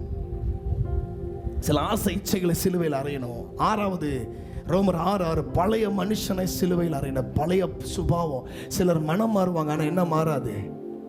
குணம் மாறாது. ஹிந்துலேருந்து கிறிஸ்டினா மாறுவாங்க, இல்லாட்டி பாரம்பரிய கிறிஸ்தவத்திலேருந்து ஆவிக்குரிய கிறிஸ்தவர்களாக நம்ம மாறுவோம். ஆனால் நமக்குள்ளே இருக்கிற அந்த கோபம் நான் யார் தெரியுமில்ல, அடேங்கப்பா அம்பிட்டு பெரிய ஆளா நீங்கள், நான் யாரு, நான் அப்படி அந்த பழைய குணம் நமக்குள்ளே இருந்துகிட்டே இருக்கும். ஒரு சூழ்நிலை வரும்பொழுது நீ உட்கா, நான் பார்த்துக்கிறேன், நான் பார்த்துக்கிறேங்கிறல்ல, என்னடா போச்சு, எல்லாம் போச்சு. உங்கள் காரில் நீங்கள் வசனம் எழுதிருக்கீங்கன்னா ஒன்று புரிஞ்சுக்கோங்க, அந்த வசனத்தை பார்த்து வேணும்னே காரை ஓரத்தில் ஒதுக்குவான், வேணும்னே காருக்கு முன்னாடி வந்து உங்களை சீண்டுவான். நீங்கள் அதையும் மீறி அவனை முந்திக்கிட்டு கார் அப்படி ஓவர்டேக் பண்ணி இப்படி நிப்பாட்டி கண்ணாடியை இறக்கி 4 கத்துனீங்கன்னு அவன் சொல்லுவான், இதுக்கு தான் நீ வசனத்தை ஒட்டியிருக்கியா? இதுதான் இயேசு பிள்ளையா? போச்சா சாட்சி. Better don't stick any sticker இந்த கார். ஒட்டாதீங்க. அப்படி ஒட்டுனா உங்க வாயை கொஞ்சம் ஒட்டுங்க. பைக்ல வசனமா ஒட்டி நீங்க போகும் பொழுது முறைச்சு கிரச்சு பார்த்தீங்கன்னா அவன் வசனத்தையும் பார்ப்பேன், உங்களையும் பார்ப்பேன், புரிஞ்சுக்குவேன். சரி, இது ஒரு அரகுர கேஸ் போல. பாருங்க, பழைய மனுஷன் அறையணும். கடைசியா மத்தேயு 16:22-24 கிறிஸ்துவை நிமித்தம் வர பாடுகளை சுமக்கிற சிலுவையை நீங்களும் நானும் சுமக்கணும். உங்களுக்கு எனக்கு ஒரே ஒரு நம்பிக்கை தான், இன்ப இயேசு ராஜாவை பார்த்தா போதும், மகிமையில் அவரோடு கூட வாழ்ந்தா போதும். நித்தியமா மோட்ச வீட்டில் நான் மாத்திரம் இல்லை, என் கூட என் பக்கத்தில் இருக்கிற அத்தனை பேர்த்த சேர்க்கணும். அதுக்கு நான் செய்ய வேண்டியது என்னுடைய சிலுவையை நான் சுமக்கணும். அன்பின் தேவன், இந்த நல்ல நாளுக்காக நன்றி. பிள்ளைகள் பொறுமையா இவ்வளவு நேரம் உங்க வார்த்தையை கேட்டாங்களே, இவங்க எதற்காக இங்க வந்தாங்கன்னு எனக்கு தெரியாது. சில நேரத்தில் அவங்களுக்கே தெரியாம கூப்பிட்டதுனால வந்திருப்பாங்க. இன்னைக்கு இவர்கள் வாழ்க்கை மாற்றப்பட்டதற்காக நன்றி. ஒவ்வொருவரையும் தனித்தனியாய் தொடுவீராக, ஆசீர்வதிப்பீராக. இயேசுவின் நல்ல நாமத்தில் ஜெபிக்கிறேன் பிதாவே, ஆமென், ஆமென், ஆமென். நல்ல ஆண்டுடைய வார்த்தையை கேட்டோம். தேவன் நம்மோடு பேசினார். சிலுவை குறித்தான மேன்மை காரியங்கள். கடைசி எல்லாரும் எழுப்பி நின்று ஜெபிக்கலாம். அப்படி கண்களை மூடி ஆண்டவர் இந்த கூட்டத்தை ஆசீர்வதித்ததற்காக, உங்களோடு பேசியதற்காக ஆண்டவருக்கு அப்படியே நன்றி சொல்லாமா? நன்றி தகப்பனே, இந்த ஆசீர்வாதமான இந்த நாளுக்காக ஸ்தோத்திரம், இந்த ஊழியத்திற்காக ஸ்தோத்திரம். இந்த ஊழியத்தில் ஆண்டவரே ஒரு திரள் கூட்டத்தை கொண்டு வந்து உங்களுடைய ராஜ்யத்திற்கு, உங்களுடைய வேலைக்கு ஆயத்தப்படுத்தி கொண்டிருக்கிறதுக்கு ஸ்தோத்திரம் செலுத்துகிறோம் அப்பா. உங்களுடைய வீட்டிலே கொண்டு வந்து நான் அவர்களை மகிழ பண்ணுவேன் என்று சொன்ன தேவன், இந்த இடத்துல உங்களுடைய ஜனங்களை நீர் மகிழ பண்ணி கொண்டிருக்கிறதுக்கு ஸ்தோத்திரம். ஆண்டவரே, உங்களுடைய வார்த்தையை நீர் வல்லமையாய் பேசியதற்கு நன்றி. உங்களுடைய ஆவியானவர் எங்களோடு இடைப்பட்டதற்கு நாங்கள் நன்றி செலுத்துகிறோம் அப்பா. சிலுவையை பற்றிய உபதேசம் கெட்டு போகிறவர்களுக்கு பைத்தியமாக இருந்தாலும் ரட்சிக்கப்படுகிற இவர்களுக்கு ஒரு தேவ பலனாக இன்னைக்கு மாறி இருக்கிறதற்கு ஸ்தோத்திரம் அப்பா. இவர்களுடைய பலவீனங்கள் இவர்களை விட்டு பேசும்போதே, சிலுவையை பற்றிய வார்த்தையை சொல்லும் போதே வெளியேறி இருக்கிறதற்கு நன்றி அப்பா. ஆண்டவரே, ஒருவன் என்னை பின்பற்றி வர விரும்பினார் தன்னைத்தான் வெறுத்து அனுதினமும் தன் சிலுவையை சுமந்து கொண்டு என்னை பின்பற்றி வர வேண்டும் என்று இயேசு கிறிஸ்து சொன்ன அந்த வார்த்தையை நாங்கள் இன்னைக்கு நினைவு கூறுகிறோம். ஆண்டவரே, நீர் கொடுத்த சிலுவையை, இந்த பூமியில எதெல்லாம் சிலுவையா நீர் எங்களுக்கு தந்திருக்கிறீரோ அதை அனுதினமும் எடுத்துக்கொண்டு உம்மை பின்பற்ற நாங்கள் எங்களை ஒப்பு கொடுக்கிறோம். யாரெல்லாம் இது எனக்கு பாரம், இந்த பிரச்சனை, இந்த குடும்பத்தில் உள்ள இந்த நபர் எனக்கு பாரம், நீர் கொடுத்த வாழ்க்கை துணை எனக்கு பாரம், நீர் கொடுத்த ஊழியம் எனக்கு பாரம், நீர் கொடுத்த பிள்ளைங்க எனக்கு பாரம் என்று சொல்லி நீர் கொடுத்த சிலுவையை ஒதுக்கி வைத்திருக்கிறார்களோ, இனிமேல் அதை எடுத்து கொண்டு நடக்க போறதற்கு நீர் பலப்படுத்தி இருக்கிறதற்கு நன்றி அப்பா. நீர் கொடுத்த சிலுவையை சந்தோஷமாய் சுமந்து கொண்டு இவர்கள் ஒவ்வொருவரும் கானானுக்குள் நித்திய வீட்டிற்குள் நுழைய போறதற்கு நாங்கள் நன்றி செலுத்துகிறோம் அப்பா. ஆண்டவரே, உலகத்தில் இருக்கிற பிசாசு இவர்களுக்கு கொடுக்கிற பாரம் இவர்களை பலவீனப்படுத்தும். ஆனால் நீர் கொடுக்கிற சிலுவை இவர்களை பலப்படுத்துகிறதாக இருக்கிறது. இவருடைய வாழ்க்கையை பலப்படுத்துகிறதாக இருக்கிறது. அது பாரமானதல்ல, அது பலம் உள்ளதாக்குகிறது. அது பாரமானதல்ல, அது இவர்களை சமாதானம் உள்ள தாபரங்களில் தங்கி இருக்க பண்ணுகிறதப்பா. ஆண்டவரே, நீர் கொடுத்த இந்த உலக வாழ்க்கையில என்னென்னலாம் நீர் எங்களுக்கு சிலுவையை கொடுத்திருக்கிறீரோ அதெல்லாம் சுமந்து கொண்டு வர நாங்கள் எங்களை ஒப்பு கொடுக்கிறோம். எதெல்லாம் ஓரமாக நாங்கள் வச்சிருக்கிறோமோ, நீர் கொடுத்த காரியத்தை நாங்கள் ஒதுக்கி வைத்து விட்டு எங்களுடைய இஷ்டத்திற்கு எங்களுடைய விருப்பத்திற்கு நாங்கள் வாழ்ந்தோமோ அதெல்லாம் ஆண்டவரே நாங்கள் மனம் திரும்பி உம்முடைய சிலுவையை மீண்டும் எடுத்து கொண்டு வந்து உம்முடைய ராஜ்யத்திற்குள் உம்மை சந்திக்க நீர் எங்களை ஆயத்தப்படுத்தி கொண்டிருக்கிறதற்கு ஸ்தோத்திரம் ஆண்டவரே. ஸ்தோத்திரம் அப்பா. ஆண்டவரே, இந்த காணிக்கை கொடுத்த ஒவ்வொருவரையும் கர்த்தர் ஆசீர்வதிக்க போறதற்கு ஸ்தோத்திரம். எங்களையும் எங்களுடைய காணிக்கை உமக்கு நாங்கள் தந்திருக்கிறோம் அப்பா. நீர் அதை ஏற்றுக்கொண்டு 30ஆகவும் 60ஆகவும் 100ஆகவும் கர்த்தர் பலப்படுத்த போகிறது, பலன் தர போகிறதற்கு நாங்கள் நன்றி செலுத்தி ஜெபிக்கிறோம் எங்கள் அன்பின் பரலோக பிதாவே. ஆமென், ஆமென், ஆமென். அந்த எல்லாரும் பக்கத்தில் கை பிடிச்சிருங்க. வந்து எல்லாருக்கும் இயேசு நாமத்தில் நன்றி. அல்லேலூயா. திண்டுக்கல் இந்த ஆண்டோடைய வார்த்தையை சுமந்து வந்த தெய்வ மனிதருக்கு இயேசு நாமத்தில் நன்றி சொல்கிறோம். அந்த எல்லாரும் ஊழியக்காரர்களுக்கு, தெய்வ பிள்ளைகளுக்கு இயேசுவை நாமத்தில் நன்றி. எல்லாம் சேர்ந்து சொல்லலாமா? என் ஆத்துமாவே கர்த்தரை ஸ்தோத்திரி, என் முழு உள்ளமே அவருடைய பரிசுத்த நாமத்தை ஸ்தோத்திரி. என் ஆத்துமாவே கர்த்தரை ஸ்தோத்திரி, கர்த்தர் செய்த சகல உபகாரங்களையும் மறவாதே. ஆமென். நம்முடைய கர்த்தராகிய இயேசு கிறிஸ்துவின் கிருபையும் பிதாவாகிய தேவனுடைய அன்பும் பரிசுத்த ஆவியினுடைய அன்னிணைக்கும் சந்தோஷம் சமாதானம் தேவ கிருபை நாம் அனைவரோடு இருப்பதாக. ஆமென். அல்லேலூயா, அல்லேலூயா, அல்லேலூயா. God bless you. கர்த்தர் உங்களை ஆசீர்வதிப்பார்.